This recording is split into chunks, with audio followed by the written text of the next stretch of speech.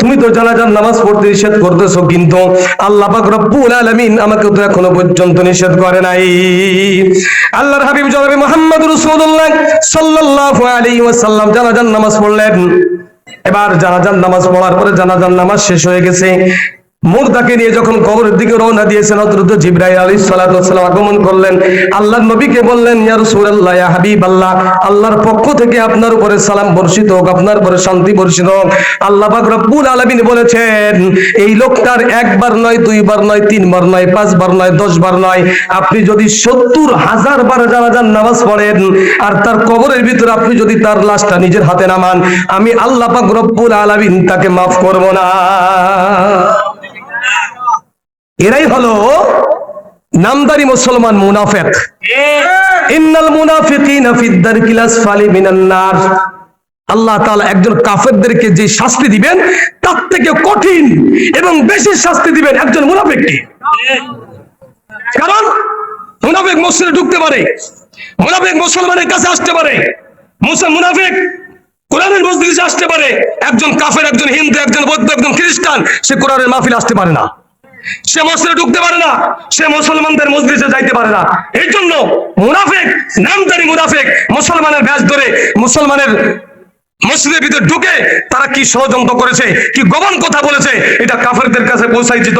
আল্লাহ নবী তখন বললেন, আল্লাহ পাক রব্বুল আলামিন জ্বালিয়ে দিলেন, নবী রে, এই লোকটা ছিল মুসলমান, আপনার পিছনে 5 ওয়াক্ত নামাজ পড়েছে, রোজা রাখছে, হজ করেছে, যাকাত দিয়েছে, সব ঠিক আছে, তবে একটা খারাপ অভ্যাস ছিল, আপনি মসজিদ নববীর ভিতরে যুদ্ধে যাওয়ার জন্য যে সমস্ত কথাবার্তা আপনি সাহাবীদের সঙ্গে বলতেন, এই লোকটা আপনার কাছ থেকে গোপন তথ্য নিয়ে কাফেরদের কাছে পৌঁছাই দিত। এই জন্য এই লোকটার জানাজাকে একবার কেন 70,000 বার পড়লো, আমি আল্লাহ তাআলা একে মাফ করব না। এই জন্য আমাদের সমাজে এরকম কিছু মুনাফিক আছে না, নাই? এই জন্য মুসলমান খবরদার, একটা কথা বলে যায়, ঢাকা থেকে এসেছি আমরা, ইলাহা ইল্লাল্লাহ, লা ইলাহা ইল্লাল্লাহ, বাড়িওয়ালার বাড়ি থাকবে, ওয়ালা থাকবে না, বাড়িওয়ালার বাড়ি থাকবে, ওয়ালা থাকবে না, দোকানদারের দোকান থাকবে, দোকানওয়ালার দোকান থাকবে, ওয়ালা থাকবে না, চেয়ারম্যানের চেয়ার থাকবে, ম্যান থাকবে না, লা ইলাহা ইল্লাল্লাহ, লা ইলাহা ইল্লাল্লাহ, লা ইলাহা ইল্লাল্লাহ, লা ইলাহা ইল্লাল্লাহ, লা ইলাহা ইল্লাল্লাহ, লা ইলাহা ইল্লাল্লাহ, মুহাম্মাদুর রাসূলুল্লাহ। মুরব্বি, বুঝছেন? এই জন্য মুরব্বিদের দিকে একটু তাকাইতে হবে। আল্লাহ রাসূল সাল্লাল্লাহু আলাইহি ওয়াসাল্লাম হাদিস শরীফের ভিতরে বর্ণনা করেছেন, 3 ব্যক্তিকে সম্মান করা আল্লাহকে সম্মান করার সমান। আর 3 ব্যক্তিকেই কেবলমাত্র সম্মান করে না যারা মুসলমান নামদারি মুনাফিক। তো যাদেরকে সম্মান করার কথা বলা হয়েছে, এখানে আপনারা যারাই আছেন, আপনাদের সঙ্গে কি কথা বলবো, সবাই আমার বাপের থেকে মুরব্বী, আমার বাপের থেকেও মুরব্বী আপনারা সবাই। তো রাসূল সাল্লাল্লাহু আলাইহি ওয়াসাল্লাম বলেন,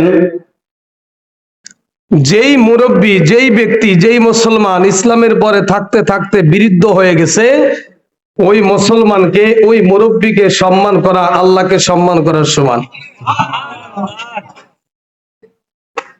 যেই ব্যক্তি ইসলামের পরে থেকে বিরুদ্ধ হয়েছে, বিরুদ্ধ করনেওয়ালা কে? আপনাদের এখন যে শক্তি আছে, 20 বছর আগে এর থেকে বেশি শক্তি ছিল না? এই ঠান্ডাই মনে করেন নাই, হ্যাঁ? এখন ঠান্ডাকে ঠান্ডা মনে করা লাগে। এখন মনে হচ্ছে আমার কাছ থেকে কি যেন চলে গেছে। মনে হয় না? ভাই আপনারা কিছু সময়ের জন্য একটু কথা বলবেন, জবান খুলে যদি আপনারা কথা বলেন তাহলে আমাদের কথা বলতে একটু সুবিধা হবে। আমরা যেখানে কথা বলতেছি এটা হলো তাফসিরুল কোরআন মাহফিল, অর্থাৎ কোরআন মাহফিলের স্থান। দুই জায়গায় মানুষ বেশি থাকে, এক জায়গায় কথা বেশি হয় আর এক জায়গায় কথা একেবারেই হয় না। তার ভিতরে এক নম্বর হলো বাজার, যেখানে কথা বেশি হয়। আর একটা জায়গা হলো কবরস্থান, সেখানে মানুষ বেশি থাকে কিন্তু কথা। আমরা কোন জায়গায় আছি, বাজারে নাকি কবরস্থানে? আপনারা কি কবরস্থানে আছেন? তাই তো কথা বলা যাবে না। আমরা কথা বলবো, আমরা কবরস্থানে নাই, আমরা আছি মাহফিলের ময়দানে। কিসের ময়দানে?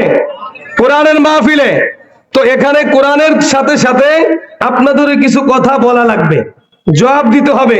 যেখানে সুবহানাল্লাহ বলার দরকার সেখানে সুবহানাল্লাহ বলবেন, যেখানে আলহামদুলিল্লাহ বলার দরকার সেখানে আলহামদুলিল্লাহ বলবেন। বলবেন তো ইনশাআল্লাহ? পারবেন তো ইনশাআল্লাহ? আল্লাহর মাহফিলে সকলকে বলেন ঠিক ঠিক, সকলে বলে আমিন। তো ভাই এখানে যে কয়জন লোক আপনারা উপস্থিত হয়েছেন, আপনাদের মহল্লায় কি এই কয়জন লোক নাকি আরো আছে? আপনারা যারা বিরুদ্ধ, সবগুলোর বিরুদ্ধ দেখা যায়, দাড়ি পেকে গেছে অধিকাংশ, হয়তো দুই একজন দাড়ি এখনো পাকে নাই। আর যুবক পোলাপান অনেক কম, নাই বলতে চলে। বাচ্চারা কয়েকজন আছে কিন্তু যুবকরা নাই। আজকে তো যুবকদের এখানে থাকার কথা ছিল, কথা বলেন ঠিক কি ঠিক না? আজকে যুবকরা অধপতনে চলে যাইতেছে। যুবকদের হাতে আমরা মদের বোতল ধরিয়ে দিয়েছি, যুবকদের হাতে আমরা ইয়াবা ধরিয়ে দিয়েছি, যুবকদের হাতে আমরা নিশা দ্রব্য ধরিয়ে দিয়েছি। যুবকরা মনে মনে চিন্তা করতেছে যে আজকে ফেরেশতারা শুধুমাত্র এই মাহফিলের প্যান্ডেলের দিকে তাকিয়ে আছে, আমরা চিপায় চিপায় বসে বসে আমরা কিছু এই যে নিশা দ্রব্য খাইব, আমরা আমাদেরকে ফেরেশতারা দেখবে না, আমাদের কোনো গুনাহ হবে না, এরকম নাকি? কথা বলেন, এরকম নাকি? তারপরে ফেরেশতারা সবাই আছে কিনা নাই? কিরামান কাতিবিনা ইয়ালামুনা মা তাফআলুন। আল্লাহ পাক রব্বুল আলামিন কোরআনের ভিতরে বলছেন কিরামান কাতিবিন ইয়ালামুনা মা তাফআলুন। দুইজন ফেরেশতা সর্বদা সর্ব অবস্থায় বাথরুমে গেলেও থাকে, ঘুমাইলেও থাকে, মাহফিলের ময়দানে গেলে থাকে, জোয়ার আড্ডায় গেলেও থাকে, মদের বোতল টান দিলেও সেখানেও থাকে। তার মানে পৃথিবীর সমস্ত জায়গায় আপনি যেখানে যান না কেন এই দুই ফেরেশতা সবসময় আপনার সাথে থাকে। কথা বলতে হবে জোরে। আরো ফেরেশতা আছে, রাসূল সাল্লাল্লাহু আলাইহি সাল্লাম এক হাদিস শরীফের ভিতরে বর্ণনা করেছেন, আল্লাহ পাক রব্বুল আলামিন বান্দার 360টি জোড়া দিয়েছেন। এই দেখেন, একটা হাতের ভিতরে একটা জোড়া, দুইটা জোড়া, তিনটে জোড়া। তো এক একটা জোড়ায় কমপক্ষে 10টা ফেরেশতা। সুবহানাল্লাহ, জোরে হবে না? এক জোড়ার ভিতরে কমপক্ষে কয়টা ফেরেশতা? তো আপনার শরীরে কতজন ফেরেশতা আছে হিসাব করে দেখেন এখন। তো আমি যেখানেই থাকি না কেন ফেরেশতা এগুলো আমার কাছে থাকবে। তো যারা আজকে মাহফিলে না আসে, চিপা চাপার ভিতরে আড্ডাবাজি করতেছে, তাস খেলা, জুয়া খেলা, মদের বোতল, ইয়াবা, বিভিন্ন নিশাদ্রব্য খাইতেছে, আর মনে মনে চিন্তা করতেছে মাহফিলে না যে আমরা অনেক লাভবান হয়েছি। আমি আমার ভাষায় বলি, এরা হলো দুনিয়ার ভিতরে সব থেকে বড় বেয়াকুফ। কথা বলেন।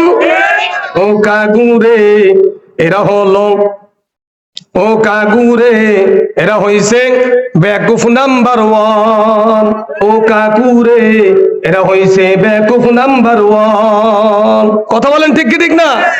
মনে মনে চিন্তা করতেছে আমরা মাহফিলে না যে ভালো হইছে, কিন্তু আল্লাহর ভাষায়, রসুলের ভাষায় দুনিয়ার ভিতরে সব থেকে ক্ষতিগ্রস্ত এরাই হয়েছে।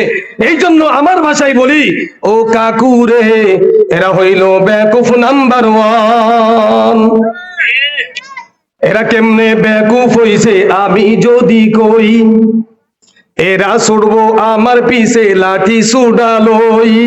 কথা বলেন ঠিক কিনা? এগুলো কেমনে বেকুফ হইছে আমি যদি কই, হ্যাগুন ছুটবো আমার পিছে লাঠি সোডালই। জোড়া তালির প্যান পরিয়া দেখাই যে হ্যাসান, জোড়া তালির প্যান পরিয়া দেখাই যে হ্যাসান। ও কাগুরে এরা হইছে বেকুফ নাম্বার 1। ও কাকুরে এরা হইছে বেকুফ নাম্বার 1। ওয়াজ মাহফিল না শুনিয়া বিড়ি মারে টান, ওয়াজ মাহফিল না শুনিয়া শুনতে আছে গান, ও কাকুরে এরা হইছে বেকুফ নাম্বার 1। কথা বলেন ঠিক কি ঠিক না? তো আজকে যারা এই মাহফিলে উপস্থিত হতে পেরেছি, তো আমরা সর্বপ্রথম সেই মহান মালিকের দরবারে শুকরিয়া আদায় করি আলহামদুলিল্লাহ। সকলে বলি, সকলে জবান করে বলি রব্বানা লাকাল হামদ হামদান কাসীরান তাইয়িবান মুবারাকান ফিহি।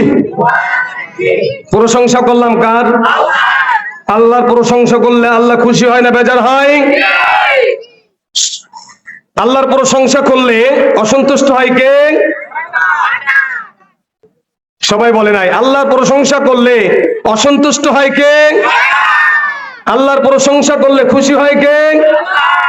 আমাদেরকে কে বানিয়েছেন? হায়াতের মালিক কে? মওতের মালিক কে? রিজিকের মালিক কে? সময় দেওয়ার মালিক কে? এই মাহফিলে আনার মালিক কে? এই মাহফিলে না আনার মালিক কে? তাহলে বুঝতে হবে যারা আমরা এখানে আসছি তারা আল্লাহর হুকুমেই, আর যারা আসে না তাদেরকে শয়তানে বলছে ভাইরে ওখানে যে লাভ নাই, ওখানে গেলেই মৌলভী সাহেব আসছে, ঢাকার থেকে 2 জন আসছে, আরে কি বলবো, খালি একই কথা বলবেন, বলবেন যে 5 ওয়াক্ত নামাজ পড়ো, রোজা রাখো, হজ করো, যাকাত দাও, সত্য কথা বলো, বিড়ি গাঞ্জা ছেড়ে দাও, মসজিদের মুখী হও, এই কথা বলবেন। হুজুরা যাওয়ার দরকার নেই, হুজুরের কথা শুনলেই বিপদ, না শুনলে উপকার, যাওয়ার দরকার নেই।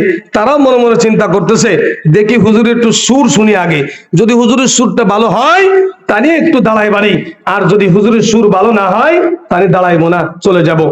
তবে আমি এই মজলিসের আপনারা আসছেন এর জন্য একটা ফজিলাত, একটা হাদিস আমি বর্ণনা করি, করার পরে আমি মূল আলোচনায় চলে যাব। আল্লাহ পাক রব্বুল আলামিনের হাবিব রাসূল আরবি সাল্লাল্লাহু আলাইহি ওয়াসাল্লাম বয়ান করতেছিলেন। কান খুলে শুনেন কথাগুলো, আমলের নিয়তে শুনবেন, আপনাদের উপকার হবে, আমার উপকার হবে। আল্লাহ তাআলা আমাকে সর্বপ্রথম আমল করার তৌফিক দান করেন। যারা আমরা শ্রবণ করতেছি সকলকে আল্লাহ তাআলা পরিপূর্ণ আমল করার তৌফিক দান করে, সকলে বলি আমিন। তো আল্লাহর নবী ওয়াজ করতেছিলেন, 3 ব্যক্তি রাস্তা দিয়ে হেঁটে যাচ্ছেন, যাওয়ার সময় কিছু দূর যাওয়ার পরে, অর্থাৎ এই কোণাতে হাঁটতে হাঁটতে ওই কোণায় গেছে, 3 বন্ধু, একজন বলতেছে এই আসো আমরা একটু ওয়াজ শুনি, এখানে আল্লাহ এবং আল্লাহ রসুলের কথা হচ্ছে, এখানে আমরা একটু ওয়াজ শুনি।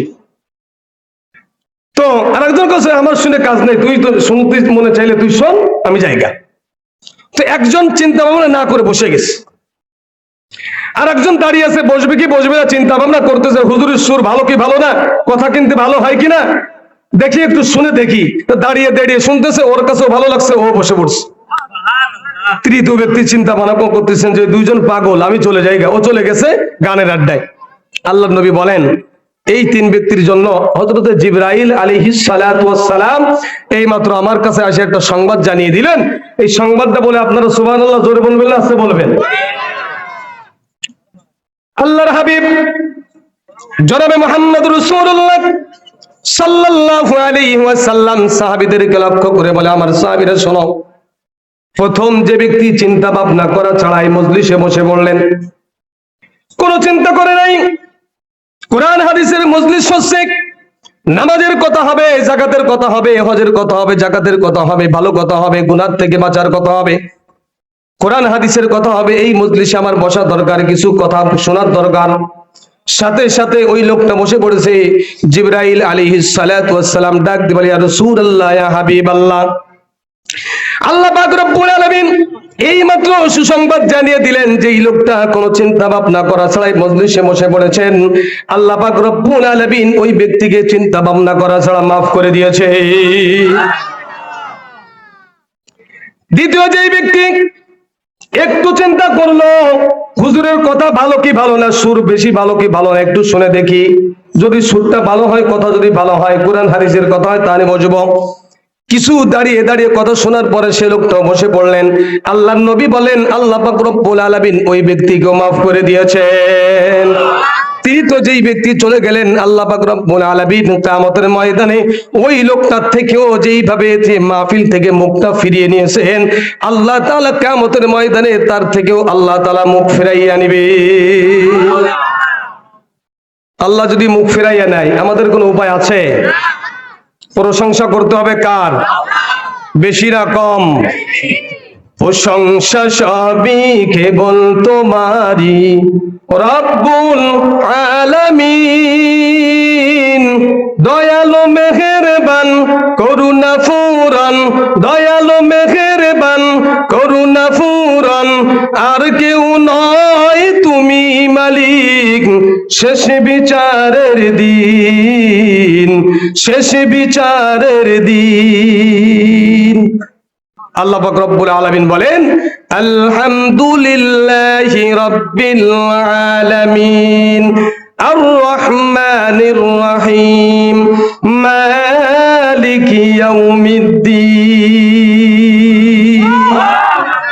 এ কালামে জিন্দা কুরআনে হাকিম, হিকমতে লা ইয়াজালাস্তু কদিম। প্রশংসা হবে কার? কম বেশি, কম না বেশি? প্রশংসা করলে কে খুশি হবে? আল্লাহকে খুশি করার দরকার আছে না নাই? যদি আল্লাহকে খুশি করে দুনিয়া থেকে যাইতে পারি মুসলমান ইমানদার, আল্লাহ পাক রব্বুল আলামিন বলেন আলহামদুলিল্লাহি রাব্বিল আলামিন, এই জগতের মালিক আমি আল্লাহ পাক রব্বুল আলামিন এবং প্রশংসা করার যোগ্য আমি আল্লাহ পাক রব্বুল আলামিন। পৃথিবীর যত প্রশংসা আছে সব থেকে বেশি প্রশংসা পাওয়ার উপযুক্ত আমি। প্রশংসা পাওয়ার উপযুক্ত কে? আমরা কার প্রশংসা বেশি করব? সব সময় নাই, মাঝে মাঝে? নাকি খালি মাহফিলের ময়দানে? নাকি খালি মসজিদে যখন যাব তখন? মাঝে একটা কথা বলি, আমরা মসজিদে সবাই যাইতো ইনশাল্লাহ। মসজিদে যাওয়া এবং আসা 8টি সুন্নাত। কয়টি সুন্নাত? যাওয়া এবং আসা।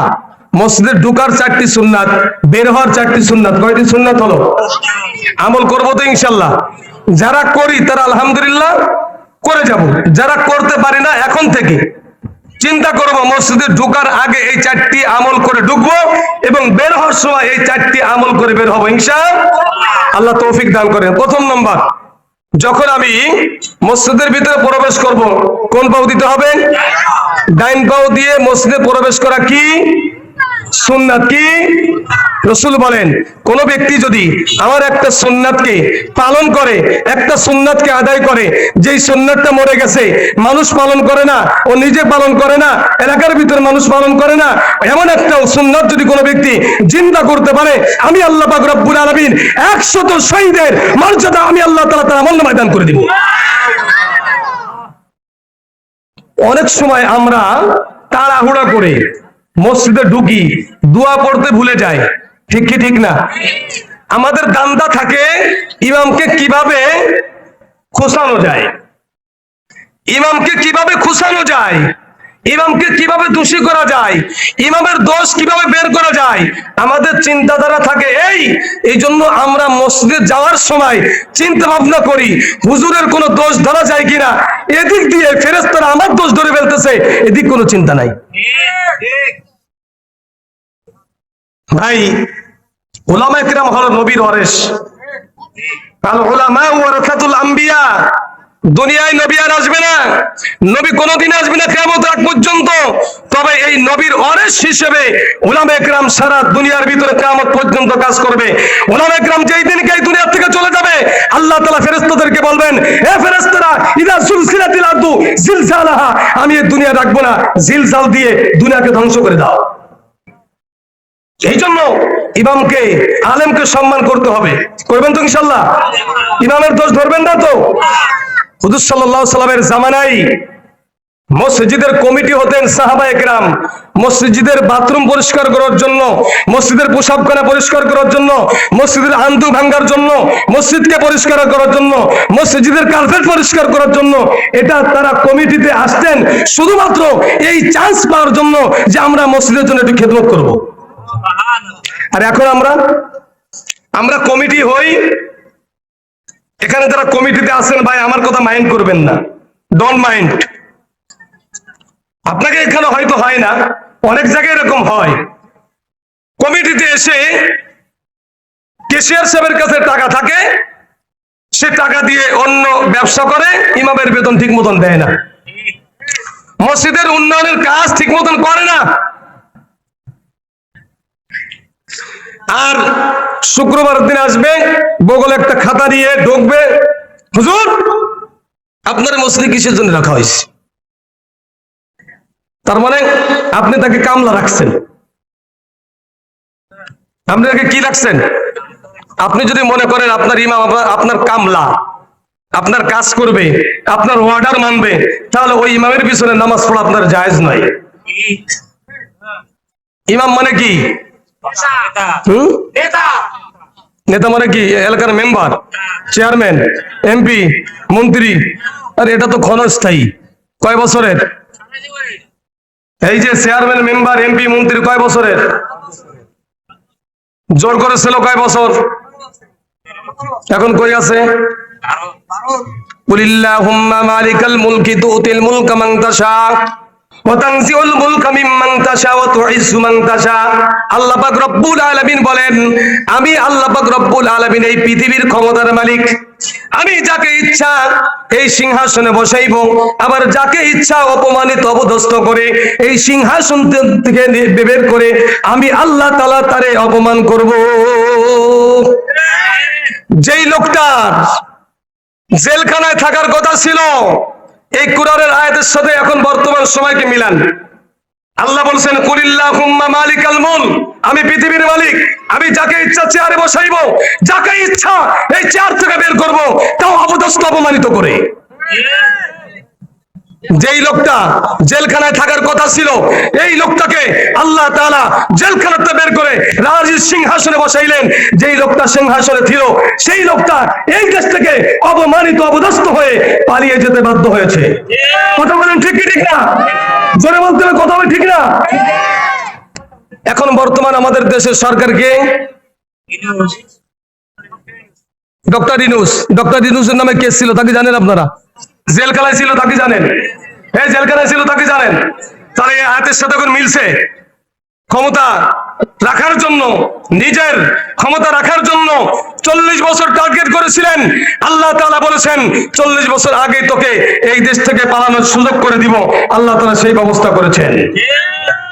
এই কথা যদি আপনার মাথায় থাকে, তবে আমি চেয়ারম্যান, মেম্বারি, এমপি, মন্ত্রী নিয়ে বাড়াবাড়ি করবো না।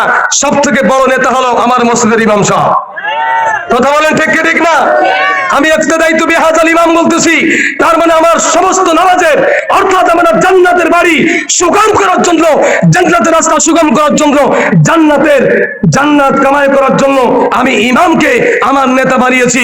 ইমাম সাহেব আপনি পড়বেন আলহামদুলিল্লাহি রাব্বিল আলামিন, যদি ভুল পড়েন আপনার, সঠিক পড়লে আপনার। ইক্তেদাই তু বিহাযাল ইমাম, আমি এই নামাজ নিয়ে মিফতাহুল জান্নাতিস সালাহ, আস-সালাতু মিফতাহুল জান্নাহ, নামাজ বেহেশতের চাবি।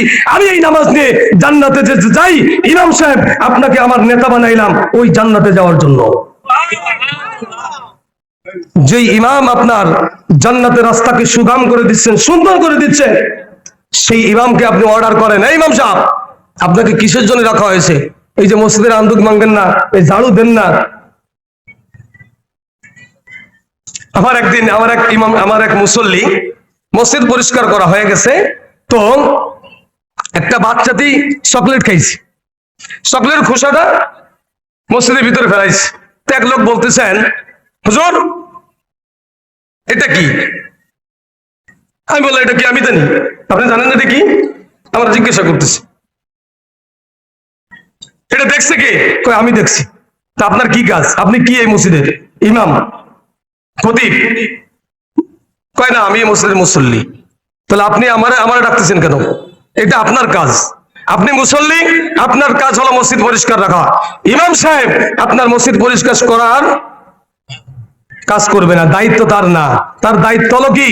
মসজিদে নামাজ পড়া। আপনার নামাজকে সুন্দর করে, আপনার জান্নাতের রাস্তাকে সুন্দর করার জন্য আপনি ইক্তেদাই তু বিহাযাল ইমাম বলছেন। আর ওই ইমামকে নামাজ পড়ার পরে ইমাম সাহেব রাজনীতিগত আলোচনা করবেন না, বলে কি বলে না? অনেক জায়গায় কথাগুলো বলে এবং ইমামদেরকে ঠেরের দেয়, ইমামদেরকে অকট্য ভাষায় গালিগালাজ করে, আমি বলি যে যারা এই সমস্ত কাজ করে এরা হলো কপাল পোড়া। এরা কপাল পোড়া। এরা নামাজ কি? এরা নামাজ আল্লাহ নবী বিশ্ব নবী মুহাম্মদ রাসূলুল্লাহ সাল্লাল্লাহু আলাইহি ওয়াসাল্লাম, এক ব্যক্তি মারা গেছেন, হযরতে মুহাম্মদ রাসূলুল্লাহ সাল্লাল্লাহু আলাইহি ওয়াসাল্লামের কাছে ওই ব্যক্তির বাচ্চা ছেলে আসছে, হুজুর চলেন আমার বাবা মারা গেছে, জানাজা পড়াইতে হবে। আল্লাহর হাবিব জনাবে মুহাম্মদ রাসূলুল্লাহ সাল্লাল্লাহু আলাইহি ওয়াসাল্লাম জানাজার নামাজের জন্য প্রস্তুতি নিলেন, দাঁড়িয়ে গেলেন। হযরত ওমর ফারুক রাদিয়াল্লাহু তাআলা জামার আস্তিন টেনে ধরলেন, ইয়া রাসূলুল্লাহ, ইয়া হাবিবাল্লাহ, কোথায় যান? কেন আমি জানাজার নামাজ পড়াইতে যাই, আপনি জানাজার নামাজ পড়াইতে যাইবেন না? আবার টান দিলেন, আবার হযরত ওমর ফারুক রাদিয়াল্লাহু তাআলা আস্তিন ধরে টান দিলেন। তিনবার টান দেওয়ার পরে চতুর্থবার বলতেছেন, আল্লাহর নবী ডাক দিলেন, ওমর রে, তুমি তো জানাজার নামাজ পড়তে নিষেধ করতেছো, কিন্তু আল্লাহ পাক রব্বুল আলামিন আমাকে তো এখনো পর্যন্ত নিষেধ করে নাই। আল্লাহর হাবিব জনাবে মুহাম্মদ রাসূলুল্লাহ সাল্লাল্লাহু আলাইহি ওয়াসাল্লাম জানাজার নামাজ পড়লেন। এবার জানাজার নামাজ পড়ার পরে জানাজার নামাজ শেষ হয়ে গেছে। মুর্দাকে নিয়ে যখন কবরের দিকে রওনা দিয়েছেন, হযরত জিবরাইল আলাইহিস সালাতু ওয়াস সালাম আগমন করলেন। আল্লাহর নবীকে বললেন, ইয়া রাসূলুল্লাহ, ইয়া হাবিবাল্লাহ, আল্লাহর পক্ষ থেকে আপনার উপরে সালাম বর্ষিত হোক, আপনার উপরে শান্তি বর্ষিত হোক। আল্লাহ পাক রব্বুল আলামিন বলেছেন, এই লোকটার একবার নয়, দুইবার নয়, তিনবার নয়, পাঁচবার নয়, 10 বার নয়, আপনি যদি 70,000 বার জানাজার নামাজ পড়েন আর তার কবরের ভিতরে আপনি যদি তার লাশটা নিজের হাতে নামান, আমি আল্লাহ পাক রব্বুল আলামিন তাকে মাফ করব না। এরাই হলো নামদারি মুসলমান মুনাফিক। ইন্নাল মুনাফিকিনা ফিদ দারকিল আসফালি মিনান নার। আল্লাহ তাআলা একজন কাফেরদেরকে যে শাস্তি দিবেন তার থেকে কঠিন এবং বেশি শাস্তি দিবেন একজন মুনাফিককে। কারণ মুনাফিক মসজিদে ঢুকতে পারে, মুনাফিক মুসলমানের কাছে আসতে পারে, মুনাফিক কোরআনের মজলিসে আসতে পারে। একজন কাফের, একজন হিন্দু, একজন বৌদ্ধ, একজন খ্রিস্টান, সে কোরআনের মাহফিলে আসতে পারে না, সে মসজিদে ঢুকতে পারে না, সে মুসলমানদের মজলিসে যাইতে পারে না। এই জন্য মুনাফিক, নামদারি মুনাফিক, মুসলমানের ব্যাচ ধরে মুসলমানের মসজিদের ভিতরে ঢুকে তারা কি ষড়যন্ত্র করেছে, কি গোপন কথা বলেছে, এটা কাফেরদের কাছে পৌঁছাই যেত। আল্লাহর নবী তখন বললেন, আল্লাহ পাক রব্বুল আলামিন জ্বালিয়ে দিলেন, নবী রে, এই লোকটা ছিল মুসলমান, আপনার পিছনে 5 ওয়াক্ত নামাজ পড়েছে, রোজা রাখছে, হজ করেছে, যাকাত দিয়েছে, সব ঠিক আছে, তবে একটা খারাপ অভ্যাস ছিল, আপনি মসজিদ নববীর ভিতরে যুদ্ধে যাওয়ার জন্য যে সমস্ত কথাবার্তা আপনি সাহাবীদের সঙ্গে বলতেন, এই লোকটা আপনার কাছ থেকে গোপন তথ্য নিয়ে কাফেরদের কাছে পৌঁছাই দিত। এই জন্য এই লোকটার জানাজাকে একবার কেন 70,000 বার পড়লো, আমি আল্লাহ তাআলা একে মাফ করব না। এই জন্য আমাদের সমাজে এরকম কিছু মুনাফিক আছে না, নাই? এই জন্য মুসলমান খবরদার, একটা কথা বলে যাই, ঢাকা থেকে এসেছি আমরা, একটা কথা বলে যাই, ইমামদেরকে অসম্মান করবেন না। ইমামদেরকে যে অসম্মান করবে, এই দুনিয়ায় জীবিত থাকা অবস্থায় আল্লাহ পাক রব্বুল আলামিন তাকে শাস্তি দিয়ে এই দুনিয়া থেকে নেবেন। দুইটি শাস্তি আল্লাহ তাআলা দুনিয়া থেকে নিয়ে দিবেন। 1 নম্বর, ইমামকে যদি কেউ বেইজ্জতি করে, আল্লাহ তাআলা ওই দুনিয়া থেকে তাকে বেইজ্জতি করবে, তারপরে দুনিয়া থেকে নেবেন। 2 নম্বর, যদি কোনো ব্যক্তি পিতা মাতার অবাধ্য হয়, পিতা মাতাকে অকট্য ভাষায় গালি দেয়, পিতা মাতার অসম্মান করে, তাদেরকে লাথি দেয়, তাদেরকে গালাগালি করে, তবে শুনে রাখেন, ওই ব্যক্তিও দুনিয়ায় জীবিত থাকা অবস্থায় ওই যে পিতা মাতাকে অসম্মান করেছে, ওই লোকটাকে অসম্মানিত করে, অপদস্থ, অপমানিত করে আল্লাহ তাআলা তারপরে তাকে দুনিয়া থেকে নেবেন। এই জন্য এই দুইটা কাজ কখনো করব না, ইনশাআল্লাহ। ইমামদেরকে সম্মান করবেন। ইমাম হলো নেতা। কিসের নেতা? দুনিয়ার কোন নেতা না, আমার জান্নাতের রাস্তা সুগম করার জন্য, জান্নাতের বাড়ি সুন্দর করার জন্য। আপনি মিস্ত্রি, আপনি টাকাওয়ালা, আপনি টাকা দিয়েছেন মিস্ত্রিকে, মিস্ত্রি মাল জিনিস এনে দিয়েছেন, মিস্ত্রি সুন্দর করে সুন্দর একটা বাড়ি আপনাকে উপহার দিল, ডিজাইন করে করে সুন্দরভাবে সে আপনার একটা সুন্দর বাড়ি উপহার দিল। এই বাড়ি বানানোর পিছনে মিস্ত্রির কোনো হাত নাই নাকি? আপনি টাকা দিয়েছেন বলে আপনি সবকিছু হয়ে গেছেন? আপনি মালিক, ঠিক আছে, তবে এই লোকটা, এই মিস্ত্রি আপনার এই বাড়ি সুন্দর করার জন্য তার অনেক বড় অবদান রয়েছে। এই জন্য মুসলমান ভাইরা আমার, ইমাম হলো আমাদের নেতা জান্নাতের বাড়িকে সুন্দর করার জন্য। তার কাছে আমরা ওজুর মাসলা জানতে পারি, তার কাছে আমরা গোসলের মাসলা জানতে পারি, গোসলের ফরজ জানতে পারি, ওজুর ফরজ জানতে পারি। এরকম ইসলামিক কিছু বিষয় মাসলা মাসাইল আমরা ইমামদের কাছ থেকে জেনে আমরা আমল করে আমাদের জান্নাতের রাস্তাকে সুগম করব ইনশাআল্লাহ। সম্মানিত হাজিরিন, আমরা সকলেই বেশি কাকে মহাব্বত করি? কথা বলেন, কাকে মহাব্বত করি? বেশি বেশি করেন? কত বেশি করি? অনেক বেশি করি। সবাই এই দেশের ভিতরে যারা মুসলমান দাবি করে, আটরশি, চন্দ্রপাড়া, বিভিন্ন প্রকারের দরবারে যারাই আছি, অর্থাৎ সমস্ত মুসলমান নামাজ পড়ে না, কিন্তু সেও কয়, তার কাছে জিজ্ঞাসা করেন, সেও বলবে আমি আল্লাহকে মহাব্বত করি। বলে কি বলে না? সবাই বলে আমি আল্লাহকে মহাব্বত করি। এখন আমার কথাই কি হবে? তো কার কথা হবে? আমার এলাকার চেয়ারম্যানের কথায়? আমার এলাকার মেম্বারের কথায়? আমার এলাকার ইমাম সাহেবের কথায়? নাকি আল্লাহর কথায়? আল্লাহ বলতেছেন ওয়াল্লাযীনা আমানু আশাদ্দু হুব্বাল লিল্লাহ, ওয়াল্লাযীনা আমানু আশাদ্দু হুব্বাল লিল্লাহ। আল্লাহ বলতেছেন সবাই দাবি করে, পৃথিবীর সবাই দাবি করে, সবাই আমি আল্লাহকে মহাব্বত করে, আর আমি আল্লাহ বলতেছি আমাকে কেবলমাত্র ঈমানদাররাই মহাব্বত করে। কথা বলেন, আরো জোরে বলেন, ঠিক কি ঠিক না? ওয়াল্লাযীনা আমানু আশাদ্দু হুব্বাল লিল্লাহ। আল্লাহ তাআলা বলেন আমি ঘোষণা দিলাম আমাকে মহাব্বত করে ঈমানদার। আমিও বলি যে আমি আল্লাহকে মহাব্বত করি। একজন মেথর নামাজ পড়ে না, রোজা রাখে না, হজ করে না, যাকাত দেয় না, বিভিন্ন মাজারে যাই, মাজারে যে সিজদা করে, বিভিন্ন জায়গায় যাই, তাকেও যখন জিজ্ঞাসা করেন সেও বলবে আমি আল্লাহকে মহাব্বত করি। কিন্তু আল্লাহ বলতেছেন কি ওয়াল্লাযীনা আমানু আশাদ্দু হুব্বাল লিল্লাহ, আমি আল্লাহ তাআলাকে কেবলমাত্র ঈমানদাররাই মহাব্বত করে। মহাব্বত করে কারা? এখন আমার কথা হবে না আল্লাহর কথা হবে? আমি যদি দাবি করি যে আমি আল্লাহকে মহাব্বত করি, কিন্তু আল্লাহ বলতেছেন যে আমাকে মহাব্বত করে একমাত্র ঈমানদার, যারা ঈমানদার তারাই আমি আল্লাহকে মহাব্বত করে, আর কেউ আমাকে মহাব্বত, সবাই দাবি করে আমরা আল্লাহকে মহাব্বত করি, কিন্তু আল্লাহ বলতেছেন আমি বললাম যারা ঈমানদার তারাই আমি আল্লাহ তাআলাকে মহাব্বত করে। আমরা আল্লাহর মহাব্বত পেতে চাই। কে কে চাই? লিল্লাহে তাকবীর, লিল্লাহে তাকবীর। আমরা সবাই আল্লাহকে ভালোবাসতে চাই এবং আল্লাহর ভালোবাসা আমরা সকলেই পেতে চাই। তবে কাজ আছে, এমনি হবে? এমনি হয়ে যাবে? এই যে আমরা বললাম, বললেই কি হবে? আল্লাহ বলতেছেন কুল ইন কুনতুম তুহিব্বুনাল্লাহ ফাত্তাবিউনি ইউহিব্বুকুমুল্লাহ ওয়া ইয়াগফির লাকুম যুনুবাকুম ওয়াল্লাহু গফুরুর রহিম।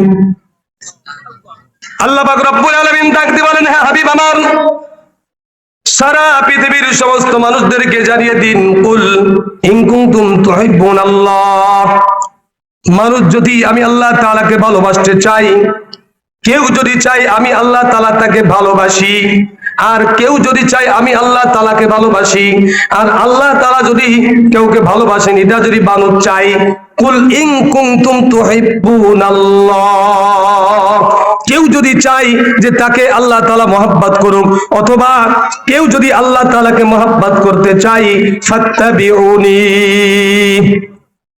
শর্ত দিয়েছেন ফাত্তাবিউনি ইউহিব্বুকুমুল্লাহ। হে নবী, আপনি তাদেরকে বলিয়ে দিন যারা আমি আল্লাহ তাআলার ভালোবাসা পেতে চাই, আমি আল্লাহ তাআলাকে মহব্বত করতে চাই, যারা চাই আমি আল্লাহ তাআলা তাদেরকে মহব্বত করি, তারা যদি এই কথা চায়, এই কথার স্বীকৃতি দেয়, তারা যেন আপনি রাসূলের ইত্তেবা করে। ফাত্তাবিউনি, ফাত্তাবিউ, ইত্তেবা হবে কার? ইত্তেবা করতে হবে কার? আপনি কি আল্লাহকে পাইবেন? আল্লাহকে পাইতে হলে মাধ্যম কার? আল্লাহকে পাইতে হলে মাধ্যম কার? রাসূলের মাধ্যম ছাড়া আপনি কি আল্লাহকে পাইতে পারবেন?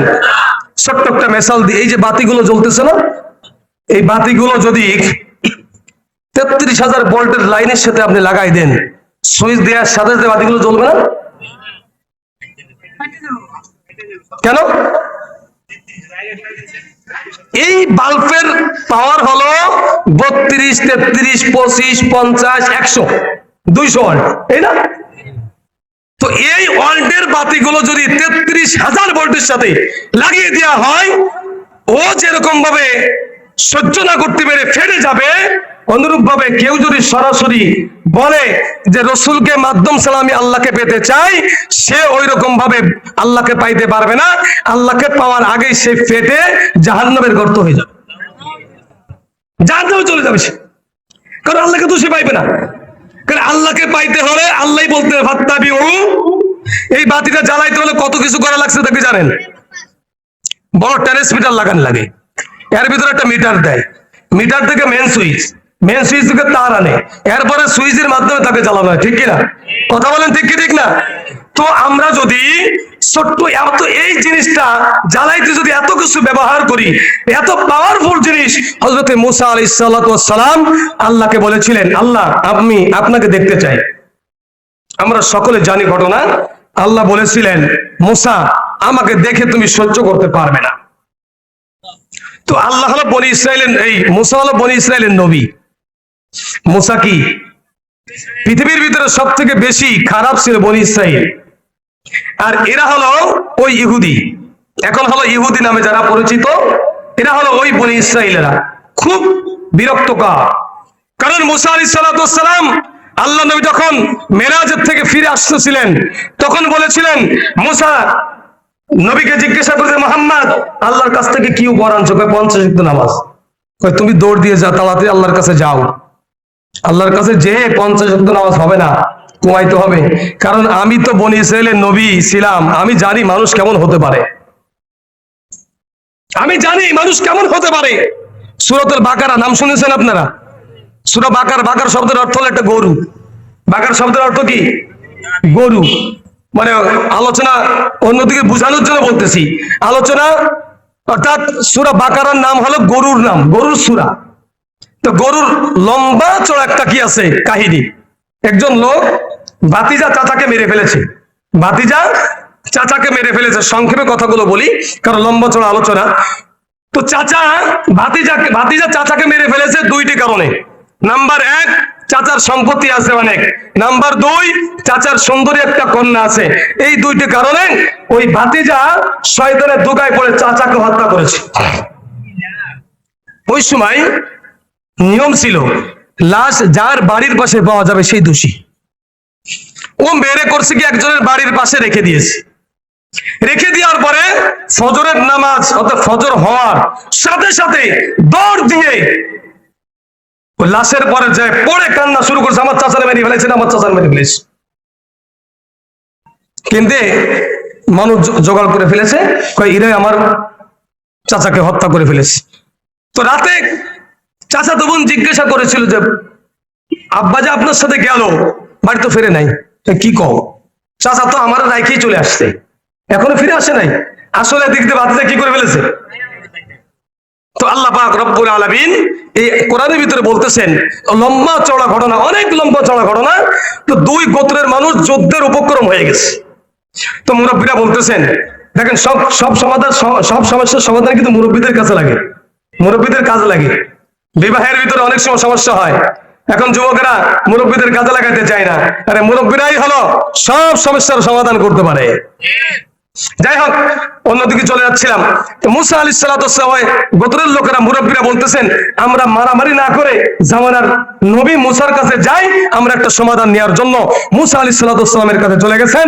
মুসা আলাইহিস সালাতু ওয়াস সালাম সমাধান দিয়েছেন, একটা গরু জবাই করে গরুর সামনের 2 পায়ের ডান পায়ের এই গোস্তের টুকরা মৃত্যু ব্যক্তির শরীরে স্পর্শ করাই দিলে মৃত্যু ব্যক্তি জীবিত হয়ে বলে দিবে তাকে কে হত্যা করেছে। সুবহানাল্লাহ, আরো জোরে সুবহানাল্লাহ। বনি ইসরাইল মানে বুঝাইতে চাচ্ছিলাম বনি ইসরাইল কেমন লোক। এখন প্রশ্ন শুরু করে দিস, গাবিটা কেমন হবে, গরুটা বয়স কত হবে, রং কেমন হবে, এত প্রশ্ন করতে করতে করতে করতে করতে করতে আল্লাহ এমন ভাবে বলছেন যে এমন একটা গাবি, যেই গাবি মানুষ চোখে দেখে নাই, যেই গাবি মানুষের হাল চাষ করে নাই, যেই গাবি মানুষকে দুধ দেয় নাই, যেই গাবি কষ্টের কোনো কাজ করে নাই। যেই গাভীর রং হলো সোনালী কালার, এমন একটা গাভী জবাই করে যদি তোমরা সামনের পায়ের গোস্ত দ্বারা তার মৃত্যু ব্যক্তিকে স্পর্শ করাইতে পারো, তাহলে মৃত্যু ব্যক্তি জীবিত হয়ে বলে দিবে সে তার নাম, তাকে যে হত্যা করেছে। আল্লাহ প্রথমে কি বলেছিল? আল্লাহ প্রথমে কি বলেছিল? বোঝানোর জন্য বলতেছি ভাই, আল্লাহ কি বলেছিল? একটা গাভী জবাই করলে হবে। কিন্তু তারা প্রশ্ন করতে করতে করতে করতে করতে এমন হলো যে ওই রঙের গাভী পৃথিবীতে নাই। শেষ পর্যন্ত পাওয়া গেছিল। তো পাওয়া গেছিল, অনেক লম্বা চড়া ঘটনা। জিবরাইল আলাইহিস সালাম ওই গরুর মালিককে বলতেছেন, তোমরা তো গরিব মানুষ, তো আজ থেকে ধনী হয়ে যাবে, তোমার এই গরু কেনার জন্য এরকম ভাবে বনী ইসরাইলের লোকেরা আসতেছে, তবে তুমি দাম চাইবা এই গরুর ওজনে স্বর্ণ দিয়ে এই গরুটা নিতে। শেষ পর্যন্ত সেই গরুটা নিয়ে এরপরে জবাই করে তার ডাইন পাশের সামনের ডাইন পায়ের এই গোস্তের টুকরা মৃত্যু ব্যক্তিকে যখন স্পর্শ করাই দিয়েছে, সে জীবিত হয়ে বলে দিয়েছে, আমাকে হত্যা করেছে আমার ভাতিজা। এই জন্য মুসা আলাইহিস সালাম বলেন, নবী মুহাম্মদকে বলতেছেন, মুহাম্মদ আল্লাহর কাছে যাও, আমি বনি ইসরাইলের নবী ছিলাম, আমি জানি মানুষ কেমন হতে পারে। 50 ওয়াক্ত নামাজ তোমার উম্মতেরা কখনো পালন করতে পারবে না। আল্লাহর নবী একবার নয়, দুইবার নয়, তিনবার নয়, 9 বার গেলেন আল্লাহর কাছে। কয়বার? প্রথমবার গিয়েছিলেন 50 ওয়াক্ত নামাজ আনলেন, আরো 9 বার গেলেন, মোট হলো 10 বার গিয়েছিলেন। 9 বার প্রতিবারই 5 ওয়াক্ত নামাজ ঘুমাইতে ঘুমাইতে ঘুমাইতে ঘুমাইতে 9 বারে 5 নং 45 হয়। প্রথম যেইবার গিয়েছিলেন ওইবার দিয়েছিল 50 ওয়াক্ত, আর 9 বার গিয়েছিলেন নামাজ ঘুমানোর জন্য। মোট হলো কয়বার? 10 বার গিয়েছিলেন আল্লাহর কাছে। আল্লাহর কাছে 10 বার যাওয়ার পরে যখন আল্লাহ তাআলার নবী 5 ওয়াক্ত নামাজ নিয়ে মুসা আলাইহিস সালামের কাছে আসলেন, মুসা আলাইহিস সালাম ডাক দিয়ে বলেন, ওহে নবী মুহাম্মদ রে, আবার যাও, আল্লাহর কাছে যাও, একটু ঘুমাইতে পারোনি? আল্লাহর নবী ডাক দিয়ে বলেন, মুসা রে, আমি আর যাইতে পারবো না, আমি আর যাইতে পারবো না, আমি এখন লজ্জাবোধ করতেছি। 50 ওয়াক্ত নামাজ থেকে ঘুমাইতে ঘুমাইতে 5 ওয়াক্ত নামাজ নিয়ে আসছি, আমার লজ্জা হইতেছে, আমি আল্লাহর কাছে কিভাবে যাইবো?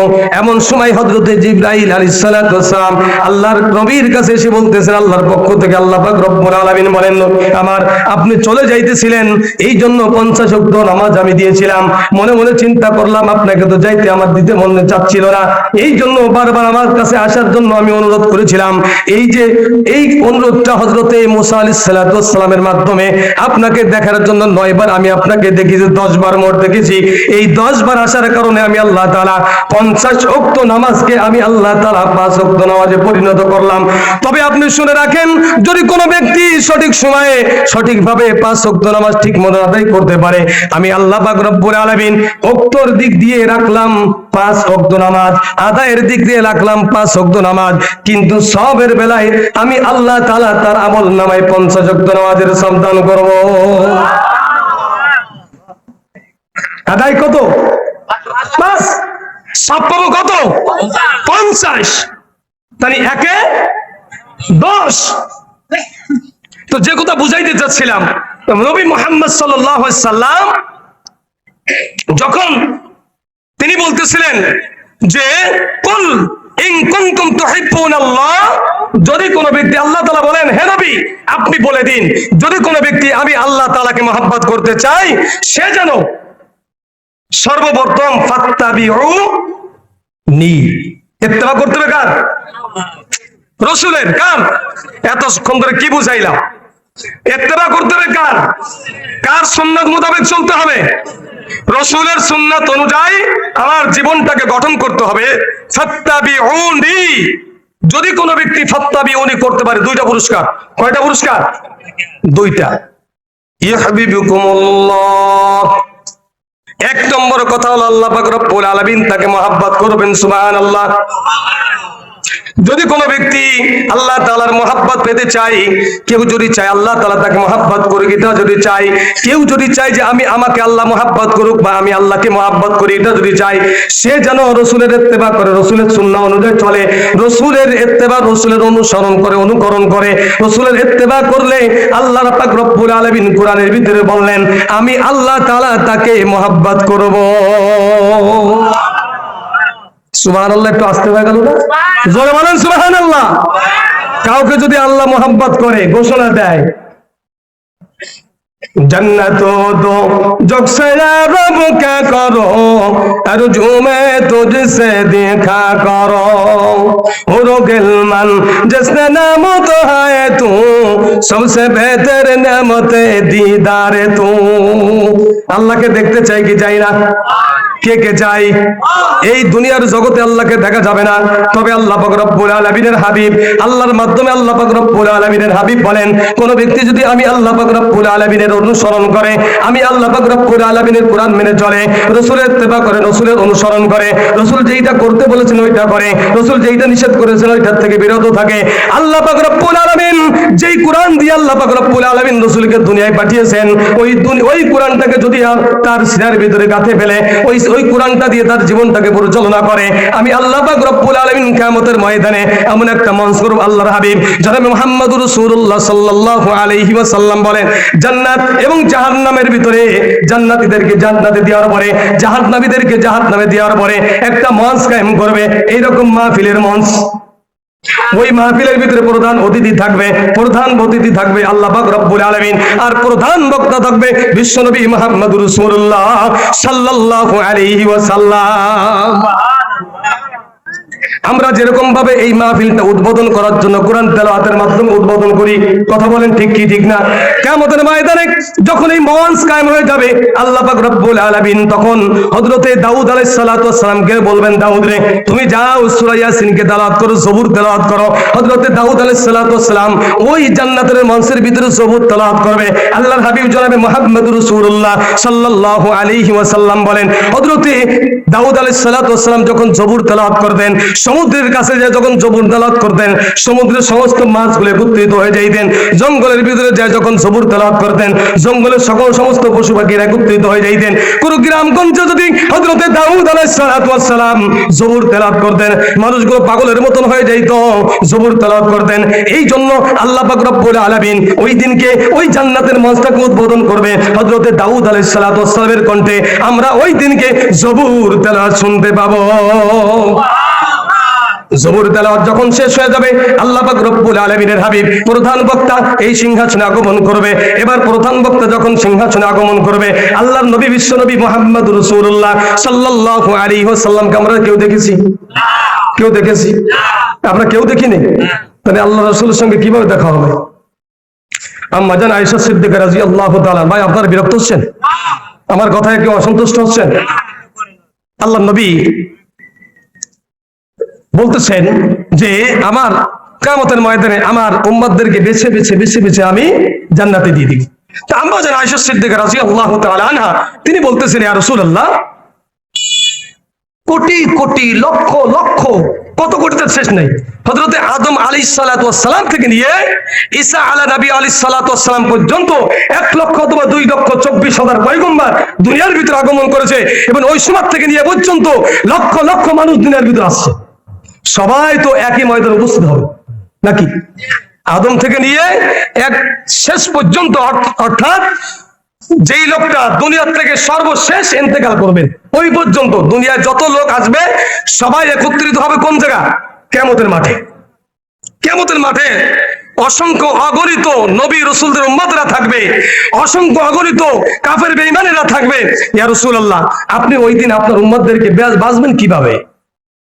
আল্লাহ নবী হযরতে আয়েশা সিদ্দিকা রাদিয়াল্লাহু তাআলা আনহাকে বললেন, আয়েশা রে, একটা মিসাল দিলেন। বিশাল হাজার হাজার ঘোড়া, সব ঘোড়াগুলো কালো, হাজার হাজার ঘোড়ার ভিতরে একটা ঘোড়া সাদা। একটা ঘোড়া কি? একটু কথা বলবেন। একটা ঘোড়া কি? তো সাদা ঘোড়ার মালিক একজন, আর কালো ঘোড়ার মালিক একজন। তো সাদা ঘোড়াটা তার ঘোড়ার মালিক ঘোড়াকে হারিয়ে ফেলেছে, তো ওই ঘোড়াটা কালো ঘোড়ার ভিতরে হারিয়ে গেছে। আর আম্মা জান আয়েশাকে বলে, আয়েশা, তো যেই ঘোড়াটা ওটা সাদা ঘোড়ার মালিক, সাদা ঘোড়াকে খুঁজে পাইবে কি পাইবে না? আম্মা জান আয়েশা সিদ্দিকা রাদিয়াল্লাহু তাআলা আনহা বলে, ইয়া রাসূলুল্লাহ, ইয়া হাবিবাল্লাহ, হাজার হাজার কারো লক্ষ লক্ষ ঘোড়ার ভিতরে যদি কালো ঘোড়ার ভিতরে একটা সাদা ঘোড়া থাকে, 2 মাইল 3 মাইল 4 মাইল দূরের থেকেও যদি দেখা যায়, ওই লোকটা চিনতে পারবে আমার সাদা ঘোড়াটা ওইখানে দেখা যায়। আল্লাহ নবী বিশ্ব নবী বলেন, আম্মা জান আয়েশা সিদ্দিকা রাদিয়াল্লাহু তাআলা আনহাকে বলতেছেন, আম্মা জান আয়েশাকে বলতেছেন, আয়েশা রে শোনো, কিয়ামতের ময়দানে আমার যে সমস্ত জান্নাতি উম্মতরা হবে, আমার জান্নাতি উম্মতদেরকে দুনিয়ার বুকে আমি আল্লাহ পাক রব্বুল আলামিন, আমি আল্লাহ পাক রব্বুল আলামিন যে 5 ওয়াক্ত নামাজ দিয়ে আমাকে দুনিয়ায় প্রেরণ করেছেন, 5 ওয়াক্ত নামাজ পড়তে গিয়ে 5 বার ওযু করা লাগে, লাগে কি লাগে না? অনেকে 3 বার করে, 2 বার করে, 5 বার করে, কেউ অনেকে আসরে করছে। এই যে শীতের সময় অনেকে চিন্তা করছে আসরে করছে, আসরের নামাজ, মাগরিব নামাজ, ঈশার নামাজ এক ওযুতে কিন্তু করে, কিন্তু ফজর আর জোহর এই মাঝখানের সময়টা একটু লম্বা। ফজরে ওযু করা লাগে, আবার জোহরেও ওযু করা লাগে, মাগরিবেও কমপক্ষে 3 বার ওযু করা লাগে, আর 5 বার। তো এই যে আল্লাহ আম্মা জান আয়েশা সিদ্দিকা রাদিয়াল্লাহু তাআলা আনহাকে বলতেছেন, দুনিয়ার বুকে আল্লাহ পাক রব্বুল আলামিন 5 ওয়াক্ত নামাজ দিয়েছেন, আমার যে সমস্ত উম্মতের বান্দারা, আমার সেই যেই সমস্ত ঈমানদার বান্দারা দুনিয়ার বুকে 5 ওয়াক্ত নামাজ পড়তে গিয়ে ওযু করবে, পানি দিয়ে উত্তম রূপে ওযু করবেন। এই ওযু করতে গিয়ে যেই অঙ্গ প্রত্যঙ্গ গুলো দিয়েছে, মুখমণ্ডল গুলো ধোয়া লাগে, কথা বলেন ঠিক কি ঠিক না?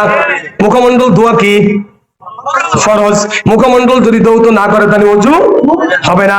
লাস্ট যদি ওযু না হয় নামাজও 2 হাত কওনি পর্যন্ত ধোয়া ফরজ না সুন্নাত? এই যদি কওনি পর্যন্ত না ধোই তাহলে নামাজ হবে না। মাথা মাসে করা কি? এটা যদি মাথা মাসে না করে তাহলে কি হবে?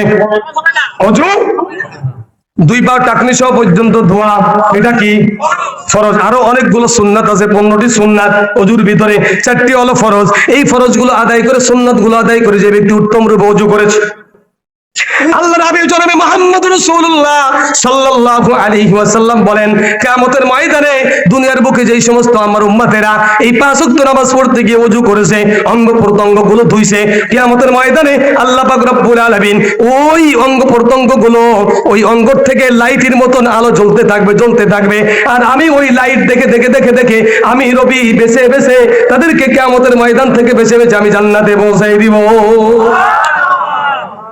ওযু করার দরকার কি দরকার না?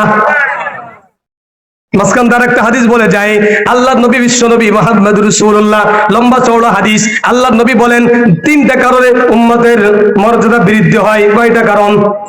আরো জোরে বলেন। 3টা কারণে মানুষের মর্যাদা বৃদ্ধি হয়, আবার 3টা কারণে মানুষের গুনাহ মাফ হয়। 3টা কারণে মর্যাদা বৃদ্ধি হয়, 3টা কারণে মানুষের গুনাহ মাফ হয়। 1 নম্বরে বেশি বেশি সালাম দেওয়া, মর্যাদা বৃদ্ধি হয়, বেশি বেশি সালাম দেওয়া। আফসুস সালাম, আফসুস সালাম। বেশি বেশি খানা খাওয়ানো, কোনো ওজোর ছাড়া, কোনো কারণ ছাড়া মানুষকে যদি আপনি খানা খাওয়াইতে পারেন, 40-এর খাওয়ানা, 4 দিনের খানা খাওয়ানা, 3 দিনের খানা খাওয়ানা, 18 দিনে 20 দিনের যে খানাগুলো আমরা খাওয়াই, মানুষ মরে গেলে, বাবা মারা গেছে, 40 দিনে একটা খাওয়ানা আছে, 30 দিনে একটা খাওয়ানো আছে, 3 দিনে একটা খাওয়ানো আছে, 4 দিনে একটা খাওয়ানো আছে, 18 দিনে একটা খাওয়ানো আছে, 20 দিনে একটা খাওয়ানো আছে, বার্ষিক একটা খাওয়ানো আছে। কথা বলেন ঠিক কি ঠিক না? আমরা খাওয়ান গুলো দিই কি দিই না? আছে নাকি আপনাদের দেশে? 40-এর খাবার আছে, 3 দিনের খাবার আছে, হ্যাঁ? আল্লাহু আকবার। এই খাবার না, এই খাবার রাসূল বলেন মর্যাদা বৃদ্ধি পাইবে। ওয়াতিমুত তাম, মানুষকে যদি খানা খাওয়াও, তবে 40-এর খানা না, 3 দিনের খানা না, মানুষ মারা গেছে, বাবা মারা গেছে, বছরে খরচ করবা ওই খানা না। কি খানা? করে হাঁটতেছেন, হাঁটতে হাঁটতে চার দোকানে বসলেন, এক ভাই যাইতেছেন, ভাই আসেন 1 কাপ চা খান, চা খাইতে বসে ভাই একটা বিস্কিট খান। এই যে একটা খানা খাওয়াইলেন, আপনি কিছু খাওয়াইলেন, রাসূল বলেন এই খানা খাওয়াইলে আল্লাহ তাআলা যেই ব্যক্তি খানা খাওয়াইবো ওর মর্যাদা আল্লাহ তাআলা বৃদ্ধি করে দিবেন। আরো জোরে বলেন সুবহানাল্লাহ। আপনারা কি চান যে আমাদের মর্যাদা বৃদ্ধি হোক? তো যদি মর্যাদা বৃদ্ধি হতে চান, 1 নম্বর কাজ হলো বেশি বেশি বেশি বেশি কি দিবেন? সালাম দিবেন। সালাম দিলে শত্রু বন্ধু হয়ে যায়। শত্রু কি হয়ে যায়? আর সালাম না দিলে বন্ধু শত্রু হয়ে যায়। দেখবেন আপনি চলাফেরা করতেছেন, কোনো রাগারাগি নাই, 2 দিন দেখা হয়েছে, সালাম দেন নাই, পরের দিন আপনাকে আটকাবে, ভাই কিরে আপনি তাকে তো সালাম দিতেন ভালো, এখন সালাম কালাম দেন না, আপনি কি, আমি কি কোনো অন্যায় করেছি? আপনি কি আমার ঘরে অসন্তুষ্ট? বলে কি বলে না? বলবে কি বলবে না? তো সালাম দিলে একজন শত্রু কি হবে? বন্ধু হবে কার কথা? রসুলের কথা, আল্লাহর কথা। কার কথা? রসুলের কথা। আফসুস সালাম, বেশি বেশি সালাম করবে, বেশি বেশি সালাম দিবে, ছোট নাই বড় নাই সবাইকে সালাম দিবে। এমন নয় যে বাচ্চারা খালি মুরব্বীদেরকে সালাম দিবে, মুরব্বীদের সালাম নিব, এমন না। যে আগে সালাম দিবে, রসুল বলেন যে ব্যক্তি আগে সালাম দিবে সে কি গুনাহ থেকে, অহংকার থেকে মুক্ত হবে। যে ব্যক্তি আগে সালাম দিবে অহংকার থেকে। হযরত আবু বকর সিদ্দিক রাদিয়াল্লাহু তাআলা এই কথা শোনার পরে ওনার আগে কেউ সালাম দিতে পারতো না, রসুলের আগে কেউ সালাম দিতে পারতো না। একদিন হযরত আবু বকর সিদ্দিক রাদিয়াল্লাহু তাআলা চিন্তা করতে, রসুল তো 10 হাত দূরের থেকে সালাম দেয়, আমি 12 হাত দূরের থেকে সালাম দিব। রাসূল সাল্লাল্লাহু আলাইহি ওয়াসাল্লাম 13 হাত দূরের থেকে সালাম দিয়ে দিয়েছে। হযরত ওমর ফারুক রাদিয়াল্লাহু তাআলা মনে মনে চিন্তা করেছেন, আবু বকর সবার আগে সালাম দেয়, আমি এখন আগে সালাম দিব। তো হযরত আবু বকর সিদ্দিক রাদিয়াল্লাহু তাআলা রাসূলের সুন্নাত আমল করে 10 হাত দূরে থেকে মানুষকে সালাম দেয়। হযরত ওমর রাদিয়াল্লাহু তাআলা মনে মনে চিন্তা করলেন, আমি 12 হাত দূরে থেকে সালাম দিব। হযরত আবু বকর 13 হাত দূরে থেকে সালাম দিয়ে দিয়েছে। বেশি বেশি কি দেওয়া? মর্যাদা বৃদ্ধির 1 নম্বর কারণ বেশি বেশি মর্যাদা বৃদ্ধি করবেন কে? আল্লাহ মর্যাদা বৃদ্ধি করবেন। 1 নম্বর আমল হলো, শুনে রাখেন মুসলমান, 1 নম্বর আমল হলো আপনি যদি বন্ধু শত্রু হয়ে থাকে, শত্রুকে 1 দিন 2 দিন 3 দিন 5 দিন সালাম দিবেন, দেখবেন এই সালামের বদৌলতে ওই শত্রু আপনার বন্ধুতে পরিণত হয়ে যাবে। ও মনে মনে চিন্তা করবেন, আমি তার সাথে কথা বলি না, ও বারবার আমার সালাম দেয়, না আর কথা না বলে থাকা যাবে না। দেখবেন সে আপনার সঙ্গে কথা বলবে, আপনার সঙ্গে বন্ধু সুলভ আচরণ করবে। এই জন্য বেশি বেশি সালাম। 2 নম্বর, মানুষকে খানা খাওয়াইবেন। কি খাওয়াইবেন? মানে খানা খাওয়াইবেন কোনো কারণ ছাড়া। মসজিদ থেকে বের হয়েছেন, একজন মেহমানকে দেখা, অপরিচিত, ভাই আপনি কোথায় আসছেন? এই এখানে ঘুরতে আসি, দুপুরবেলা হয়েছে, চলেন আমার বাসায় আপনি একটু আহার করে আসেন।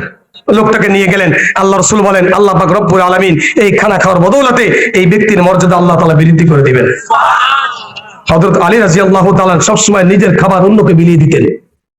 হযরত আলী রাদিয়াল্লাহু তাআলা, সাহাবীদের আমল ছিল নিজের খাবার অন্যদেরকে বিলিয়ে দিতেন। হযরত আলী রাদিয়াল্লাহু তাআলা একদিন মসজিদে বাইতুল্লাহর পাশে, সেই সময় ঘোষণা হয়ে গেছে মুহাম্মাদের সঙ্গে কেউ দেখা করতে পারবে না, যেই দেখা করবে তাকে কতল করা হবে। মুহাম্মাদের সঙ্গে কেউ কথা বলতে পারবে না, যেই কথা বলবে তাকে হত্যা করা হবে। মুহাম্মাদের বাড়ি কেউ দেখাই দিতে পারবে না, যে দেখাই দিবে তাকে হত্যা করা হবে। নোটিশ জারি হয়ে গেছে। ইয়ামান থেকে আসছে একটা লোক রাসূলের সঙ্গে দেখা করার জন্য। ইয়ামান দেশ থেকে আসছেন, পারস্য দেশ থেকে আসছেন হযরত সালমান ফারসি রাদিয়াল্লাহু তাআলা।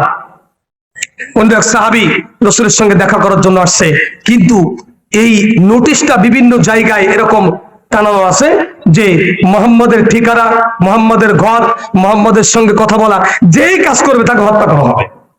লোকটা এসে বাইতুল্লাহর পাশে বসে সারা দিন বসে রয়েছে, কথা বলে না, কারোর সঙ্গে কাউকে কোনো কিছু জিজ্ঞাসা করে না।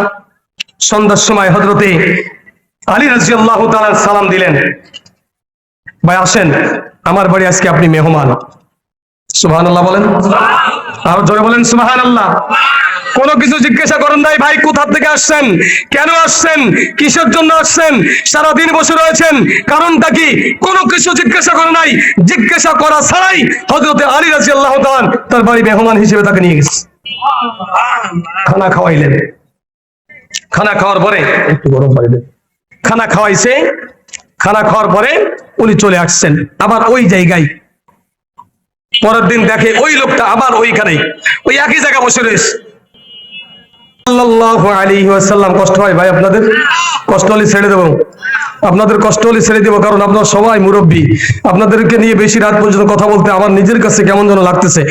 তো যাই হোক, অল্প সময়ের ভিতরে কথা শেষ করে ফেলবো। আলী রাদিয়াল্লাহু তাআলা দ্বিতীয় দিন দিয়ে গেছেন, কথা জিজ্ঞাসা করে নাই, কিছু জিজ্ঞাসা করে নাই, কোনো কিছু জিজ্ঞাসা করে নাই। দ্বিতীয় দিনে নিয়ে গেছে। আবার তৃতীয় দিন থেকে ওইখানে বসে আছে, তৃতীয় দিনে নিয়ে গেছে, কোনো কথা বলে না। চতুর্থ দিন হযরত আলী রাদিয়াল্লাহু তাআলা সালাম দিলেন, জিজ্ঞাসা করলেন, ভাই চলেন আমার বাসায়। বাসায় গেলেন, খানা খাওয়ানোর পরে আরামের জন্য একটা জায়গা দিলেন। তো এবার হযরত আলী রাদিয়াল্লাহু তাআলা ভাইকে জিজ্ঞাসা করতে, মুসাফির ভাই আপনি আসছেন কিসের জন্য? একই জায়গায় এই 3 দিন পর্যন্ত বসে থাকতে দেখলাম, আপনি কারোর কাছে কোনো কিছু জিজ্ঞাসা করেন না, তো আপনাকে আমার দেখে মনে হচ্ছে আপনি বিদেশি মেহমান, তো আপনি কিসের জন্য আসছেন? কথা বলতে সাহস পাচ্ছে না, কারণ মনে মনে চিন্তা করতেছেন আমি যার কাছে বলবো এই লোকটা কি রসুলের বন্ধু না শত্রু এটাই তো জানি না,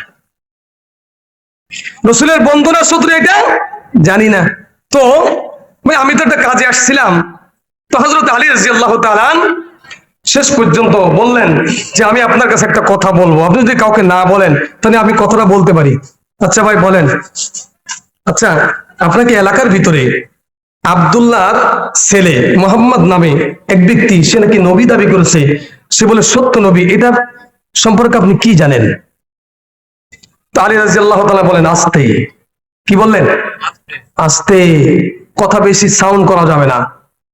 আপনি যেটা শুনেছেন সেটা 100% সত্য, তবে আপনি দেখেছেন বিভিন্ন জায়গায় নোটিশ জারি করা, রসুলের কাছে আপনাকে নিয়ে যাব, তবে আমি সামনে যাইব, আপনি আমার পিছনে পিছনে হাঁটবেন। কোন মানুষ যদি দেখে, কেউ যেন মনে না করতে পারে যে আমি আপনাকে পথ দেখাই নিয়ে যাইতেছি। আর আমি কোন ব্যক্তিকে দেখে প্রসাবের হাজত আসছে এই মনে করে আমি বসে পড়বো, আপনি কিন্তু বসবেন না, আপনি আপনার মতো করে কি হাঁটতে থাকবেন। সুবহানাল্লাহ। এমন একটা পরিস্থিতি মক্কার ভিতরে ছিল, এমন একটা পরিস্থিতি মক্কায় কি মক্কার নগরী যারা গেছেন, হাজী সাহেবরা আছেন নাকি এখানে? কেউ হজে গেছেন আছেন এখানে? আল্লাহু আকবার। হজে যারা গেছেন আলহামদুলিল্লাহ, ওই এলাকাটা পাথরময় এলাকা। কি এলাকা? আমাদের দেশে যেরকম ধান গম বিভিন্ন ফসল হয়, ওই দেশে কিন্তু হয় না। তো পাথরময় এলাকা, এলাকাটা যেরকম শক্ত, মানুষের দিলও এরকম শক্ত। শক্ত জমিনে যদি আপনি ফসল ফলাইতে চান, যেই জমিনটা ফেটে চুরচার হয়ে গেছে, 5 হাত 10 হাত নিচেও পানি নাই, ওই জমিতে যদি আপনি ফসল ফলাইতে চান, আপনার মেহনত কম করা লাগবে না বেশি করা লাগবে? জোরে বলেন, কম না বেশি? মদিনার মক্কার ভিতরে লোকগুলো যেরকম শক্ত ছিল, এলাকাটাও শক্ত, লোকটার মানুষের দিলগুলো এরকম শক্ত ছিল, পাথরের মতন শক্ত।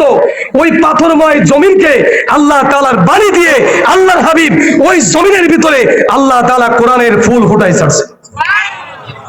এমন ব্যক্তি ওইখানে পর্দা পয়দা হয়েছে যে রসুলের জন্য জীবন দেওয়ার জন্য প্রস্তুত হয়ে গেছে। রসুলের জন্য জীবন দেওয়ার জন্য কোনটা বোধ করে নাই, পিছন থেকে তাকাই নাই। আল্লাহর হাবিব রাসূল আরবি সাল্লাল্লাহু আলাইহি ওয়াসাল্লাম সন্ধান যখন এই লোকটা পাইলেন, তো রসুলের কাছে গেলেন, রসুলের কাছে যে তিনি মুসলমান হয়ে গেলেন। যাই হোক, লম্বা চড়া ঘটনা। অর্থাৎ মেহমানদারি করাইবেন কারণ ছাড়া। 3 নম্বর মর্যাদা বৃদ্ধির 1ম নম্বর কারণ হলো বেশি সালাম দেওয়া। 2 নম্বরে মানুষকে বেশি বেশি খানা খাওয়াইবেন। 3 নম্বরে আল্লাহ তাআলা কোরআনের ভিতরে বলেন فتهجد به نافلة لك عسى أن يبعثك ربك مقاما محمودا। আল্লাহর হাবিব জনাবে মুহাম্মদ রাসূলুল্লাহ সাল্লাল্লাহু আলাইহি ওয়াসাল্লামকে আল্লাহ পাক রব্বুল আলামিন বলেন, ইয়া আইয়ুহাল মুযাম্মিল কুম ফাআনজির রাব্বাকা ফাকাব্বির ওয়া সিয়াবাকা ফাতাহহির ওয়ার রুজুজা ফাজুর। ইয়া আইয়ুহাল মুযাম্মিল কুম ফাআনজির, হে নবী আপনি এমন সময় নামাজ আদায় করবেন যেই সময় পৃথিবীর সমস্ত মানুষগুলো ঘুমায় থাকে। কোন সময়? দিনের বেলায়, রাতের বেলায়, রাতের গভীরে। ফাতাহাজ্জাদ বিহি নাফিলাতাল লাক, যদিও এই উম্মতের জন্য এই নামাজটা নফল। ফাতাহাজ্জাদ বিহি নাফিলাতাল লাক আসা আইয়াবাতাকা মাকামাম মাহমুদা, এই নামাজটা কোন ব্যক্তি যদি পড়ে, আল্লাহ পাক রব্বুল আলামিন তার মাকাম, তার মর্যাদা আল্লাহ তাআলা বৃদ্ধি করে দিবেন। সেই নামাজটার নাম হলো তাহাজ্জুদ নামাজ। কি নামাজ? ফাতাহাজ্জাদ বিহি নাফিলাতাল লাক আসা আইয়াবাতাকা রাব্বুকা মাকামাম মাহমুদা। আল্লাহ পাক রব্বুল আলামিন বলেন, এমন সময় আল্লাহ রাসূল বলেন, এমন সময় তোমরা নামাজ আদায় করবে যেই সময় পৃথিবীর সমস্ত মানুষ ঘুমিয়ে থাকে। ওই সময় যদি তুমি নামাজ আদায় করে আল্লাহর কাছে কায়ুনা বাক্যে আল্লাহর কাছে ক্ষমা চাইতে পারো, আল্লাহ পাক রব্বুল আলামিন দুনিয়া এবং আখিরাতের মর্যাদা আল্লাহ তাআলা বৃদ্ধি করে দিবেন। তিনটা কাজ আল্লাহ তাআলা মর্যাদা বৃদ্ধি করেন। কয়টা কাজ? এক নম্বরে বেশি বেশি সালাম দেব, দুই নম্বরে কোন কারণ ছাড়া মানুষকে খানা খাওয়াইব, তিন নম্বরে রাতের গভীরে যে সময় মানুষ ঘুমায় থাকে ওই সময় আমরা তাহাজ্জুদ নামাজ পড়বো তো ইনশাআল্লাহ। তিনটা কাজ করবো তো ইনশাআল্লাহ। এই তিনটে কাজ যদি কোনো ব্যক্তি করতে পারে আল্লাহ তাআলা ওয়াদা, আল্লাহ পাক রব্বুল আলামিন বলেন, তার হাবিব রাসূল আরবি সাল্লাল্লাহু আলাইহি ওয়াসাল্লাম বলেন, আল্লাহ তাআলা তার মর্যাদাকে বৃদ্ধি করে দিবেন। দুই নম্বর, মানুষের গুনাহ মাফ হয়। মানুষের গুনাহ মাফ হয় তিনটি কাজে। কয়টা কাজ? কয়টা কাজ? জোরে জোরে বলেন, কয়টা কাজ? নাম্বার এক, রাসূল সাল্লাল্লাহু আলাইহি সাল্লাম বলেন, ওই যে আম্মা যারা আয়েশা সিদ্দিকা রাদিয়াল্লাহু তাআলা আনহা, তিনি বলেছিলেন আপনি কিয়ামতের ময়দানে আপনার উম্মতদেরকে বাঁচবেন কিভাবে, ওই রাসূল বলেছিলেন, সেই কথাটা এখানে বললেন। রাসূল সাল্লাল্লাহু আলাইহি সাল্লাম বলেন, যারা উত্তম রূপে ওযু করে। সুবহানাল্লাহ বাড়ি যে বলেন, ল্যাবের তলে ঢুইকা সুবহানাল্লাহ বলেন। এক নম্বর কি কাজ? উত্তম রূপে ওযু। তাড়াহুড়া করা যাবে। আমরা অনেক সময় কথাটা বলে ফেলি, আপনাদের কাছে ভালো লাগলো ভালো, না লাগলো ভালো। আমরা ঘড়ির দিকে তাকাই, 3 মিনিট আছে জামাতের, দিয়ে একটা দৌড়, মসজিদে এসে 1 মিনিটই ওযু, ইকামত শুরু হয়ে গেছে, দৌড় দিয়ে মসজিদে ঢুকি। রাসূল এই কাজটা করতে নিষেধ করেছেন। দৌড় দিয়ে মসজিদে যাওয়া নিষেধ। কারণ হতে পারে তোমার ওই দড়ির কারণে পাও পিছলাকে পড়ে যে তোমার পাওটা ভেঙে যেতে পারে, অথবা তুমি অন্য কোনো একটা অ্যাক্সিডেন্ট হতে পারে তোমার। এই জন্য রাসূল বলেছেন তাড়াহুড়া করে দৌড় দিয়ে জামাত ধরার অনুমতি রাসূল দেয় নাই। তো আমরা কি করি? আমরা জুমার দিন গ্রাম অঞ্চলে কি হয় জানি না, শহরের কথা জানি, মসজিদে মুসল্লি ঢোকে সবার শেষে, ঘড়ি দেখে কয় মিনিট আগে আইলাম, এখনো তো নামাজের 10 মিনিট আছে, এত আগে চলে আসলাম, একটু পরে আসলে ভালো হতো। নাউজুবিল্লাহ বলবেন না? রাসূল বলেন, মসজিদে যে ব্যক্তি নামাজের জন্য অপেক্ষা করবে, নামাজ পড়ছেন, কবুল হবে কি হবে না জানি না, জুমার নামাজ আদায় করছেন, কবুল হয়েছে কি হয় নাই এটা কেউ গ্যারান্টি দিতে পারবো না।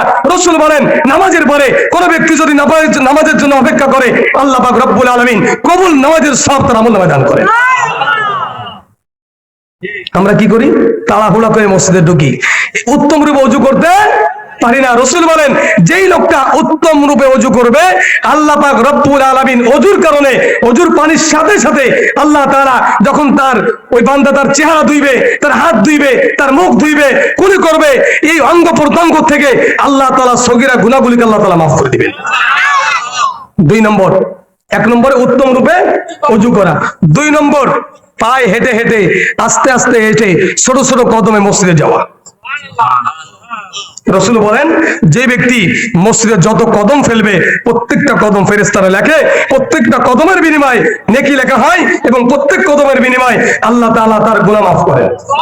বলা হয়েছে এক পাও ফেললে একটা গুনাহ মাফ করে দেয়, আর একটা পাও ফেললে একটা নেকি তার আমলনামায় দিয়ে দেয়। এই জন্য ছোট্ট ছোট্ট কদম ফেলে, এই হাদিস দ্বারা কি বোঝা গেল? দৌড়ে দৌড়ে মসজিদে আসতে হবে, তাড়াহুড়া করে ওযু করা লাগবে। তো এই হাদিসটা এইটাই বুঝাইলো যে তুমি বাড়ির থেকে রওনা দিবে সময় নিয়ে এবং ধীরস্থির ভাবে অল্প অল্প কদম ফেলে, ছোট ছোট কদম ফেলে মসজিদের দিকে যাইবে, উত্তম রূপে ওযু করবে এবং ছোট কদমে যারা এই মসজিদে যাইবে প্রতি কদমে কদমে গুনাহ মাফ হবে। 3 নম্বর কাজ, 3 নম্বর কাজ হলো, রাসূল বলেন, নামাজ শেষ হওয়ার পরে, ফরজ নামাজও শেষ, সুন্নাত নামাজ শেষ, নফল নামাজ শেষ, সব নামাজ শেষ হয়ে গেছে, অল্প সময়ের জন্য হলেও কোনো কিছু না পড়েও নিরিবিলি একটু সময় মসজিদে অবস্থান করা, অল্প সময়ের জন্য হলেও চুপচাপ মসজিদে একটু বসে থাকা। আমরা তো মসজিদে ঢুকি, হ্যাঁ ইমাম সাহেব 2 মিনিট বেশি হয়ে গেছে, কই থাকেন, আপনার কি কাম? আপনার তো ইমামতের জন্য রাখা হয়েছে, 2 মিনিট পার হয়ে যায়, আপনার কোন কমন সেন্স নাই? জুমার দিন এত বয়ান করা লাগে? ও বয়ান আমরা জানি, এত বয়ান করা লাগবো না, ঠিক সময় নামাজ পড়াইবেন। এই বাবা, সারা সপ্তাহে কোনো নামাজ নাই, শুক্রবার আইসে হুজুরকে একদম থেরেট মেরেট দিয়ে একদমই করে ফেলাইছে। কিন্তু যারা 5 ওয়াক্ত নামাজ পড়ে এরা একজনও কথা বলে না, 2 মিনিট হোক 5 মিনিট হোক কেউ কথা বলে না। হুজুর চিন্তা করতেছে 5 মিনিট একটা কথা রয়ে গেছে, কথাটা শেষ করি। কিন্তু যারা 5 ওয়াক্ত মুসল্লি এরা দেখবেন কথা বলে না, কিন্তু যারা 8 এর মুসল্লি এরা মসজিদের ভিতরে যায় এই বিশৃঙ্খলা সৃষ্টি করে। কথা বলেন ঠিক কিনা? এজন্য এদেরকে একটু সাহায্য করবেন, মাঝে সাঝে আপনারা মুরব্বীরা একটু ধমক দিবেন যারা ইমামদেরকে নিয়ে এরকম কটু বাক্য কথা বলবে। যদি এই তিনটি আমল করেন, উত্তম রূপে ওযু করা, ধীরে ধীরে মসজিদে আসা, আর নামাজের পরে কিছু সময়ের জন্য হলে মসজিদে প্রবেশ বসে থাকা, এই তিনটি আমল করলে আল্লাহ তাআলা তার আমল নামা থেকে গুনাহগুলি মাফ করে দেয়। আল্লাহ তাআলা আমাদের সকলকে সহিত আমল করার তৌফিক দান করেন। যা বলতেছিলাম, আল্লাহ পাক রব্বুল আলামিন বলেন, কুল ইন কুনতুম তুহিব্বুনাল্লাহ ফাত্তাবিউনি ইউহিব্বুকুমুল্লাহ। যদি কোনো ব্যক্তি আমি আল্লাহ তাআলার মহব্বত পেতে চাই, আমি আল্লাহ তাআলাকে ভালোবাসতে চাই, সে যেন আমি রাসূলের ইত্তেবা করে, রাসূলের অনুসরণ করে, রাসূলের অনুকরণ করে, রাসূল যেটা বলছে এটা করে, যদি নিষেধ করেছে সেটা থেকে বেঁচে থাকে, তাহলে ফাত্তাবিউনি ইউহিব্বুকুমুল্লাহ, আমি আল্লাহ তাআলা তাকে মহব্বত করব। শর্ত কি? শর্ত একটা। শর্ত কি? কি শর্ত? কেউ যদি আল্লাহ তাআলাকে মহব্বত করতে চায়, বা কেউ যদি চায় আল্লাহ আমাকে ভালোবাসুক, তাহলে কার ইত্তেবা করা লাগবে? জোরে বলেন, কার ইত্তেবা? রাসূলের ইত্তেবা করা লাগবে। কার ইত্তেবা? রাসূলের ইত্তেবা করা লাগবে। তো রাসূলের ইত্তেবা কিভাবে আপনি করবেন? রাসূলকে তো দেখেন নাই। ইত্তেবা মানুষ কিভাবে করে? একজন মানুষ হাঁটতেছে, কিভাবে হাঁটতেছে ওইভাবে দেখে দেখে হাঁটা, কিভাবে নামাজ পড়তেছে ওইভাবে দেখে দেখে নামাজ পড়া, কিভাবে কথা বলতেছে ওইভাবে দেখে দেখে কথা বলা, এটাকে ইত্তেবা বলা হয়। তো রাসূলকে তো আমরা কেউ দেখি নাই, তা আমরা ইত্তেবা কিভাবে করব? আল্লাহ পাক রব্বুল আলামিনের হাবিব রাসূল সাল্লাল্লাহু আলাইহি ওয়াসাল্লাম বলেন, মান আহাব্বা সুন্নতি ফাকাদ আহাব্বানি ওয়া মান আহাব্বানি কানা মাই ফিল জান্নাহ।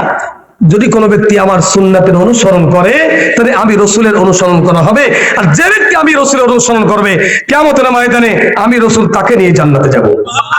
আরো জোরে বলেন সুবহানাল্লাহ। তো আল্লাহর ভালোবাসা পাইতে হলে ইত্তেবা কার করা লাগবে? রাসূলের। রাসূলের ইত্তেবা যদি করে, তাহলে আল্লাহ পাক রব্বুল আলামিন তাকে ভালোবাসবেন। ফাত্তাবিউনি ইউহিব্বুকুমুল্লাহ, শুধু ভালোবাসবে তাই নয়, ওয়া ইয়াগফির লাকুম যুনুবাকুম। আল্লাহ পাক রব্বুল আলামিন বলেন, বান্দারে তোর আমলনামায় যত গুনাহ আছে আমি আল্লাহ পাক রব্বুল আলামিন সব গুনাহগুলোকে মাফ করে দেব। সবাই জোরে সোরে ঠিক চিৎকার মেরে বলি সুবহানাল্লাহ। আল্লাহর ইত্তেবা করলে, আল্লাহকে ভালোবাসতে চাইলে রাসূলের ইত্তেবা করো। রাসূলের ইত্তেবা করলে, রাসূলের ইত্তেবা কিভাবে করবে? আমরা রাসূলের সুন্নাতের অনুসরণ করব। রাসূলের সুন্নাতের অনুসরণ যদি কোনো ব্যক্তি করতে পারে, রাসূল বলেন যে কিয়ামতের ময়দানে সে আমার সঙ্গে জান্নাতে যাবে। আর আল্লাহর ওয়াদা, আল্লাহর অফার হলো দুইটা। এক নম্বর অফার হলো আল্লাহ পাক রব্বুল আলামিন বলেন আমি আল্লাহ তাকে ভালোবাসবো। দুই নম্বর অফার হলো আমি আল্লাহ তাআলা তাকে মাফ করে দিব। আচ্ছা, এই দুইটা জিনিস যদি হয়ে যায়, কেউ আর কোনো কিছু লাগবো? এক নম্বরে আল্লাহ যদি আমাকে ভালোবাসেন, দুই নম্বরে আল্লাহ যদি আমাকে মাফ করে দেন, আর কোনো কিছু লাগবো আমাদের? দুইটা করবো তো ইনশাআল্লাহ। ফাত্তাবিউনি ইউহিব্বুকুমুল্লাহ ওয়া ইয়াগফির লাকুম যুনুবাকুম ওয়াল্লাহু গফুরুর রহিম। ইত্তেবা কিভাবে করা লাগবে? ইত্তেবা কিভাবে করা লাগবে? সাহাবায়ে কেরাম ইত্তেবা করে গেছেন।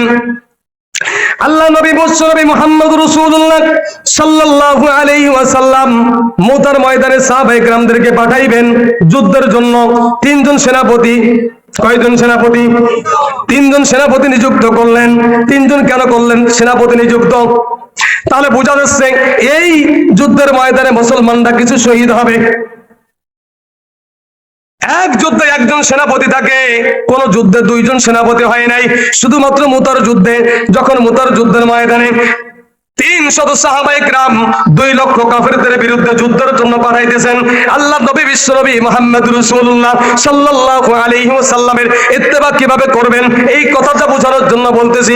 সাহাবায়ে কেরাম কিভাবে রাসূলের ইত্তেবা করেছে, আল্লাহ নবী বিশ্বনবী মুহাম্মদ রাসূলুল্লাহ সাল্লাল্লাহু আলাইহি ওয়াসাল্লামের পালক পুত্র হযরত যায়েদ ইবনে হারেস, জায়েদকে প্রথম সেনাপতি বানাই দিলেন আল্লাহর নবী। জায়েদকে বললেন, জায়েদ রে, তুমি হয় এই যুদ্ধের সেনাপতি, তুমি যদি শাহাদাত বরণ করো, তুমি যদি মারা যাও, তারপরে পরবর্তী সেনাপতি হলো জাফর ইবনে আবু তালিব, আবু তালিবের সন্তান হযরত জাফর রাদিয়াল্লাহু তাআলা। 3 নম্বরে আব্দুল্লাহ ইবনে রাওয়াহা। 3 নম্বরে কেডা? আব্দুল্লাহ ইবনে রাওয়াহা। এই তিনজনকে সেনাপতির দায়িত্ব দিয়ে দিলেন আল্লাহ নবী বিশ্বনবী মুহাম্মদ রাসূলুল্লাহ সাল্লাল্লাহু আলাইহি ওয়াসাল্লাম। যায়েদকে ডাক দিয়ে বলতেন, যায়েদ রে, তুমি প্রথম সেনাপতি, তোমার পরে আরো 2 জন সেনাপতি আছে, তাহলে কিছু কি বুঝছো? যায়েদ বলে ইয়া রাসূলুল্লাহ ইয়া হাবিবাল্লাহ, বুঝে গেছি ওই ময়দানে আমি শাহাদাত বরণ করব, কোনো টেনশন নাই, আমি শাহাদাত বরণ করার জন্য প্রস্তুত। হযরত জাফর ইবনে আবু তালিব রাদিয়াল্লাহু তাআলা তাকে ডাক দিয়ে বিশ্বনবী ডাক দিয়ে বলতেছেন, আবু তালেব, জাফর রে, তোমার পরে আরেকজন সেনাপতি আছে, তার মানে তুমি কি কিছু বুঝতে পারছো? হযরত জাফর রাদিয়াল্লাহু তাআলা বলে ইয়া রাসূলুল্লাহ ইয়া হাবিবাল্লাহ, আমি সব কিছু পরিষ্কার বুঝে গেছি, ওই ময়দানে আমি শাহাদাত বরণ করব, কোনো টেনশন নাই। হযরত আব্দুল্লাহ ইবনে রাওয়াহা সব থেকে ধনাঢ্য ব্যক্তি ছিলেন, ওই সময় তার কোনো কিছুর অভাব ছিল না, তিনি যুদ্ধের জন্য প্রস্তুত, সবকিছু নিয়ে প্রস্তুত হয়েছে। 3 নম্বর সেনাপতির ঘোষণা আসলেন হযরত আব্দুল্লাহ ইবনে রাওয়াহা। আল্লাহ নবী ডাক দিলেন, আব্দুল্লাহ রে, 3 নম্বর সেনাপতি তুমি হবে, চতুর্থ একজন সেনাপতি হবে, তবে ওই লোকটার নাম তার রাসূল বলে নাই। তার মানে 3 জন সেনাপতির নাম তিনি প্রকাশ্যে বলে গেলেন, চতুর্থ ব্যক্তির নাম বলে নাই, তার মানে 3 ব্যক্তি শাহাদাত বরণ করবে। কথা বলেন ঠিক কি ঠিক না? আপনারা কিছু বলছেন? চতুর্থ নম্বর আরেকজন আছে কিন্তু নাম বলে নাই। আল্লাহর নবী বলেন হযরত আব্দুল্লাহ ইবনে রাওয়াহাকে ডাক দিয়ে, আব্দুল্লাহ রে, তোমার পরে আরেকজন সেনাপতির দায়িত্ব পালন করবে, তবে আমি তার নাম ঘোষণা করলাম না, মুসলমানরা ওই ময়দানের থেকে তাকে সেনাপতির দায়িত্ব দিবে, সে সেনাপ্রধান হয়ে ওই ময়দানে বিজয় লাভ করবে। আল্লাহর নবী যুদ্ধের ঘোষণা চলে আসলো জুমার দিন সকালবেলা। জাফর ইবনে আবু তালিব, যায়েদ ইবনে হারেস, 2 জনের নেতৃত্বে 300 সাহাবায়ে কেরাম মুতার ময়দানের দিকে রওনা দিলেন জুমার দিন। হযরত আব্দুল্লাহ ইবনে রাওয়াহা মনে মনে চিন্তা করলেন, আমি তো 3 নম্বরে শাহাদাত বরণ করব, আমি একটু পরে গেলে কোনো ক্ষতি হবে না, কারণ আজকে জুমার দিন, আমি নিশ্চিত ওই ময়দানে আমার শাহাদাত বরণ হবে, আমি শহীদ হয়ে যাব। তবে আমার মনের একটা তামান্না হলো, আমি যদি আজকে জুমার দিনে জুমার নামাজটা বিশ্বনবী মুহাম্মদুর রাসূলুল্লাহ সাল্লাল্লাহু আলাইহি ওয়াসাল্লামের পিছনে যদি পড়ে যাইতাম, এই শেষ জুমাটা রাসূলের পিছনে পড়ে যাইতে পারলে আমার মনে একটু সান্ত্বনা হতো, আমি নিজেকে বুঝাইতে পারতাম আমি মৃত্যুর আগে শেষ জুমাটা বিশ্বনবী মুহাম্মদুর রাসূলুল্লাহ সাল্লাল্লাহু আলাইহি ওয়াসাল্লামের পিছনে পড়ে আসছি। হযরত আব্দুল্লাহ ইবনে রাওয়াহা সকালবেলা বাড়ির থেকে বের হয়েছে, উট নিয়ে, ঘোড়া নিয়ে, মাল সামানা সব নিয়ে চলে আসছে। মসজিদ নববীর সাথে তার উটটাকে, ঘোড়াটাকে বাঁধলেন, মসজিদ নববীর বারান্দায় তিনি বসে রইলেন। জুমার নামাজের আজান হয়ে গেল, আজান এবারে সুন্নাত পড়ে বসে আছেন, রাসূলের জবান থেকে কথা শুনতেছেন, মনে একটাই আশা, শেষ জুমাটা রাসূলের পিছনে আমি পড়ে তারপরে মুতার ময়দানে যাব, কারণ আমার নাম 3 নম্বরে ঘোষণা আসছে। কয় নম্বর? তার মানে আমার আগে আরো 2 জন সেনাপতি আছে, আমি পিছনে গেলে কোনো লস হবে না, কোনো ক্ষতি হবে না, আমি 3 নম্বর শাহাদাত বরণ করব। এই চিন্তা ভাবনা করে হযরত আব্দুল্লাহ ইবনে রাওয়াহা তিনি মনে মনে চিন্তা করলেন, শেষ জুমাটা আমি রাসূলের পিছনে একটু পড়ে যাই, মনটাকে বুঝাইতে পারবো, মৃত্যুর সময় আমি মনটাকে বুঝাইবো, আমি মন রে, আমি তো শেষ জুমাটা রাসূলের পিছনে পড়ে আছি, শুধুমাত্র এইটুকুর আশা নিয়ে আল্লাহর নবীর পিছনে নামাজ আদায় করার জন্য আব্দুল্লাহ ইবনে রাওয়াহা মসজিদ নববীর বারান্দায় বসে আছেন। খুতবা শুরু হয়ে গেল, জুমার নামাজ শেষ হয়ে গেছে। সালাম ফিরানোর পরে আব্দুল্লাহ ইবনে রাওয়াহা বারান্দার ভিতরে আসেন। আল্লাহর নবী যখন মসজিদ থেকে বের হয়ে বারান্দার ভিতরে আসেন, আব্দুল্লাহর চেহারার দিকে তাকাইয়া রাসূল রাগান্বিত হয়ে গেলেন। রাসূল দীপ্ত কণ্ঠে ডাক দিয়ে বলে, আব্দুল্লাহ রে, ফজরের নামাজের পরে যে সাহাবায়ে কেরাম মুতার ময়দানের দিকে রওনা হয়ে চলে গেছে, তুমি কেন যাও নাই? হযরত আব্দুল্লাহ ইবনে রাওয়াহা ডাক দিয়ে, ইয়া রাসূলুল্লাহ ইয়া হাবিবাল্লাহ, আমার মনে বিশ্বাস আছে আমি 3 নম্বরে শাহাদাত বরণ করব, কোনো চিন্তা নাই, কোনো ভাবনা নাই, আমি শাহাদাত বরণ করব, কিন্তু আমার মনে একটা তামান্না, মৃত্যুর আগে শেষ জুমাটা আপনার পিছনে পড়ে যাইতে চাই, এই জন্য আমি রয়ে গেছি, আর কোনো উদ্দেশ্য আমার ছিল না। আল্লাহ নবী ধমক দিয়ে বললেন, আব্দুল্লাহ শোনো, তুমি যারা সকালবেলা ফজরের নামাজ পড়ে ওই যুদ্ধের ময়দানে চলে গেছে, ওই যুদ্ধের ময়দানে যারা ফজরের নামাজ পড়ে রওনা হয়ে চলে গেছে, তারা যে আগে চলে গেল কিয়ামতের ময়দানে, তুমি তাদের 500 বছর পরে তুমি জান্নাতে যাবে। যারা মুতার ময়দানে সকালবেলা ফজরের নামাজ পড়ে রওনা হয়ে চলে গেছে, তাদের থেকে তুমি আজকে আমার পিছনে জুমার নামাজ আদায় করার জন্য আমার আদেশকে লঙ্ঘন করে তুমি নামাজ পড়ার জন্য বসে আছো। ও আব্দুল্লাহ, শুনে রাখো, কিয়ামতের ময়দানে যারা মুতার ময়দানে আগে চলে গেছে, তাদের থেকে তুমি 500 বছর পরে তুমি জান্নাতে যাবে। তুমি 500 বছর পিছনে পড়ে গেলে। রাসূল বুঝাইতে চাইলেন, ওই নামাজ পড়ার থেকে, আমার পিছনে নামাজ থেকে আমার হুকুমটাই আগে, আমার ইত্তেবা জরুরি। রাসূলের পিছন নামাজ পড়ার অন্য কোনো উদ্দেশ্য ছিল না। রসুলের পিছনে নামাজও পড়েছে। রসুল রাগান্বিত হয়ে বললেন, যারা তোমার আগে যুদ্ধের ময়দানে চলে গেছেন তাদের থেকে তুমি 500 বছর পিছনে পড়ে গেলে। আব্দুল্লাহ ইবনে রাওয়াহা উটের পিঠে ঘোড়ার পিঠে সওয়ার হলেন। মদিনার ভিতরে সব থেকে দামি এবং দ্রুতগামী ঘোড়া আব্দুল্লাহ ইবনে রাওয়াহা ঘোড়ার পিঠে সওয়ার হয়ে ঘোড়াকে ডাক দিয়ে বললেন, ঘোড়া রে, আমি 500 বছর পিছনে পড়ে গেছি। আমি চাই সকালবেলা যেই সমস্ত সাহাবায়ে কিরাম মুতার ময়দানের দিকে রওনা হয়ে গেছে, আমি তাদের আগে ওই যুদ্ধের ময়দানে যেতে চাই। ঘোড়াকে বললেন, ঘোড়ারে, আমি অনেক অর্থ করে তোমার পিছনে খরচ করেছি, আমার আজকে একটা আবদার, শুধুমাত্র একটা আবদার, এই একটা আবদার তুমি আমার রাখবা। সেই আবদারটা হলো, আমাকে তুমি সকালবেলা যারা যুদ্ধের ময়দানে চলে গেছে তাদের থেকে আমাকে ময়দানে আগে পৌঁছাইতে হবে। হাদিস শরীফের ভিতরে আসছে, আব্দুল্লাহ ইবনে রাওয়াহা যেই ঘোড়ার পিঠে সওয়ার হয়েছিল, ওই ঘোড়ার খুর যেই পাথরের পরে লাগছে, পাথরে আগুন ধরে গেছে, এমন ভাবে দ্রুতভাবে ছুটছে। সকালবেলা যারা রওনা হয়ে গেছে তাকে থেকে হযরত আব্দুল্লাহ ইবনে রাওয়াহা ওই মুতার ময়দানে সবার আগে পৌঁছায় গেছে। সাহাবায়ে কিরাম রাসূলের ইত্তেবা করেছে, সাহাবায়ে কিরাম রাসূলের ইত্তেবা করেছেন। রাসূল সাল্লাল্লাহু আলাইহি ওয়াসাল্লাম বলেন, কুল্লু উম্মতি ইয়াদখুলুনাল জান্নাহ, আমার সমস্ত উম্মতরা জান্নাতে যাবে, ইল্লা মান আবা, কিন্তু এক শ্রেণীর লোকেরা জান্নাতে যাবে না। সাহাবায়ে কিরাম প্রশ্ন করলেন, ইয়া রাসূলুল্লাহ, ইয়া হাবিবাল্লাহ, আবা কারা? ক্বালা মান আতাআনি দাখালাল জান্নাহ, যারা আমি রাসূলের ইত্তেবা করবে তারা জান্নাতে যাবে। ওমান আসানি ফাকাদ আবা, যারা আমার ইত্তেবা করবে না, যারা আমার অনুসরণ করবে না, যারা সুন্নাত অনুসরণ করবে না, তারাই জাহান্নামে যাবে। আমরা রাসূলের ইত্তেবা করব তো ইনশাআল্লাহ। তো হযরত আব্দুল্লাহ ইবনে রাওয়াহা 3 নম্বর শাহাদাত বরণ করেছেন। শাহাদাত বরণ করার পরে সাহাবায়ে কেরাম একত্রিত হয়েছেন। লম্বা চড়া ঘটনা সংক্ষেপে শেষ করতেছি যে আব্দুল্লাহ ইবনে রাওয়াহা মৃত্যুবরণ করলেন, তার হাতের ঝান্ডা মুসলমান একজন যে ধরলেন। এখন মুসলমানের ভিতরে এই সেনাপতির দায়িত্ব কে পালন করবে, কাকে দায়িত্ব দেওয়া যায়, এই নিয়ে সবাই পেরেশান। হঠাৎ করে আল্লাহর পাক রব্বুল আলামিনের পক্ষ থেকে একজনের নাম ঘোষণা আসছে। তখন সাহাবায়ে কেরাম সবাই এক বাক্যে হযরতে খালিদ বিন ওয়ালিদকে এই মুতার ময়দানের চতুর্থ সেনাপতির দায়িত্ব দিলেন।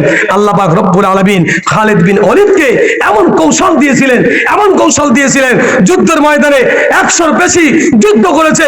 যুদ্ধ করে শরীর ক্ষত বিক্ষত হয়েছে, শরীর কোনো জায়গায় এরকম ভাবে ক্ষত বিক্ষত হতে বাদ ছিল না। একদিন তার স্ত্রী তার শরীরের জামাটা খুলে দেখলেন তার শরীরে বসন্তের দাগের মতো। স্ত্রী জিজ্ঞাসা করলেন, স্বামী আপনার কি কোনোদিন বসন্ত হয়েছিলেন? কয় কি না। তাহলে এই দাগগুলো কিসের? আমি যুদ্ধের ময়দানে যাওয়ার সময় আল্লাহর কাছে দোয়া করতাম, আল্লাহ আপনি আমাকে এই যুদ্ধে শাহাদত দিয়েন, আমি যেন শহীদ হতে পারি। কিন্তু আমি শহীদ হলাম না, এখনো পর্যন্ত 100-র অধিক আমি যুদ্ধ করেছি, একটা যুদ্ধই আমি শাহাদত বরণ করতে পারলাম না, আমার একটা আফসোস থেকে গেল। কিন্তু স্ত্রী বলতেছেন, স্ত্রী ওই রকম মানুষ, স্ত্রী বলতেছেন, আরে আল্লাহ তোমাকে কি উপাধি দিয়েছে? কয় সাইফুল্লাহ উপাধি দিয়েছে। সাইফুল্লাহ মানে কি? কয় আল্লাহর তলোয়ার। আরে আল্লাহর তলোয়ার যদি ভেঙে যায় তা দুনিয়া থাকবো? কথা বলেন। এই জন্য যেহেতু আল্লাহ রাসূল আপনাকে সাইফুল্লাহ উপাধি দিয়েছেন, আল্লাহর তলোয়ারই আপনি, এই জন্য আপনাকে আল্লাহ তাআলা শাহাদাতের মর্যাদা দিবেন না, আল্লাহর তলোয়ারের মর্যাদা দিয়ে কিয়ামতের ময়দানে আপনাকে হাসরের ময়দানে উঠাইবে। এই মুতার ময়দানে মুসলমানদেরকে আলাদা করে হেফাজত করে এই খালিদ বিন ওয়ালিদ নিরাপদে মুসলমানদেরকে মদিনায় ফিরে আনছিলেন। যাই হোক, লম্বা চড়া ঘটনা। এটা ইত্তেবায়ে রাসূল। আর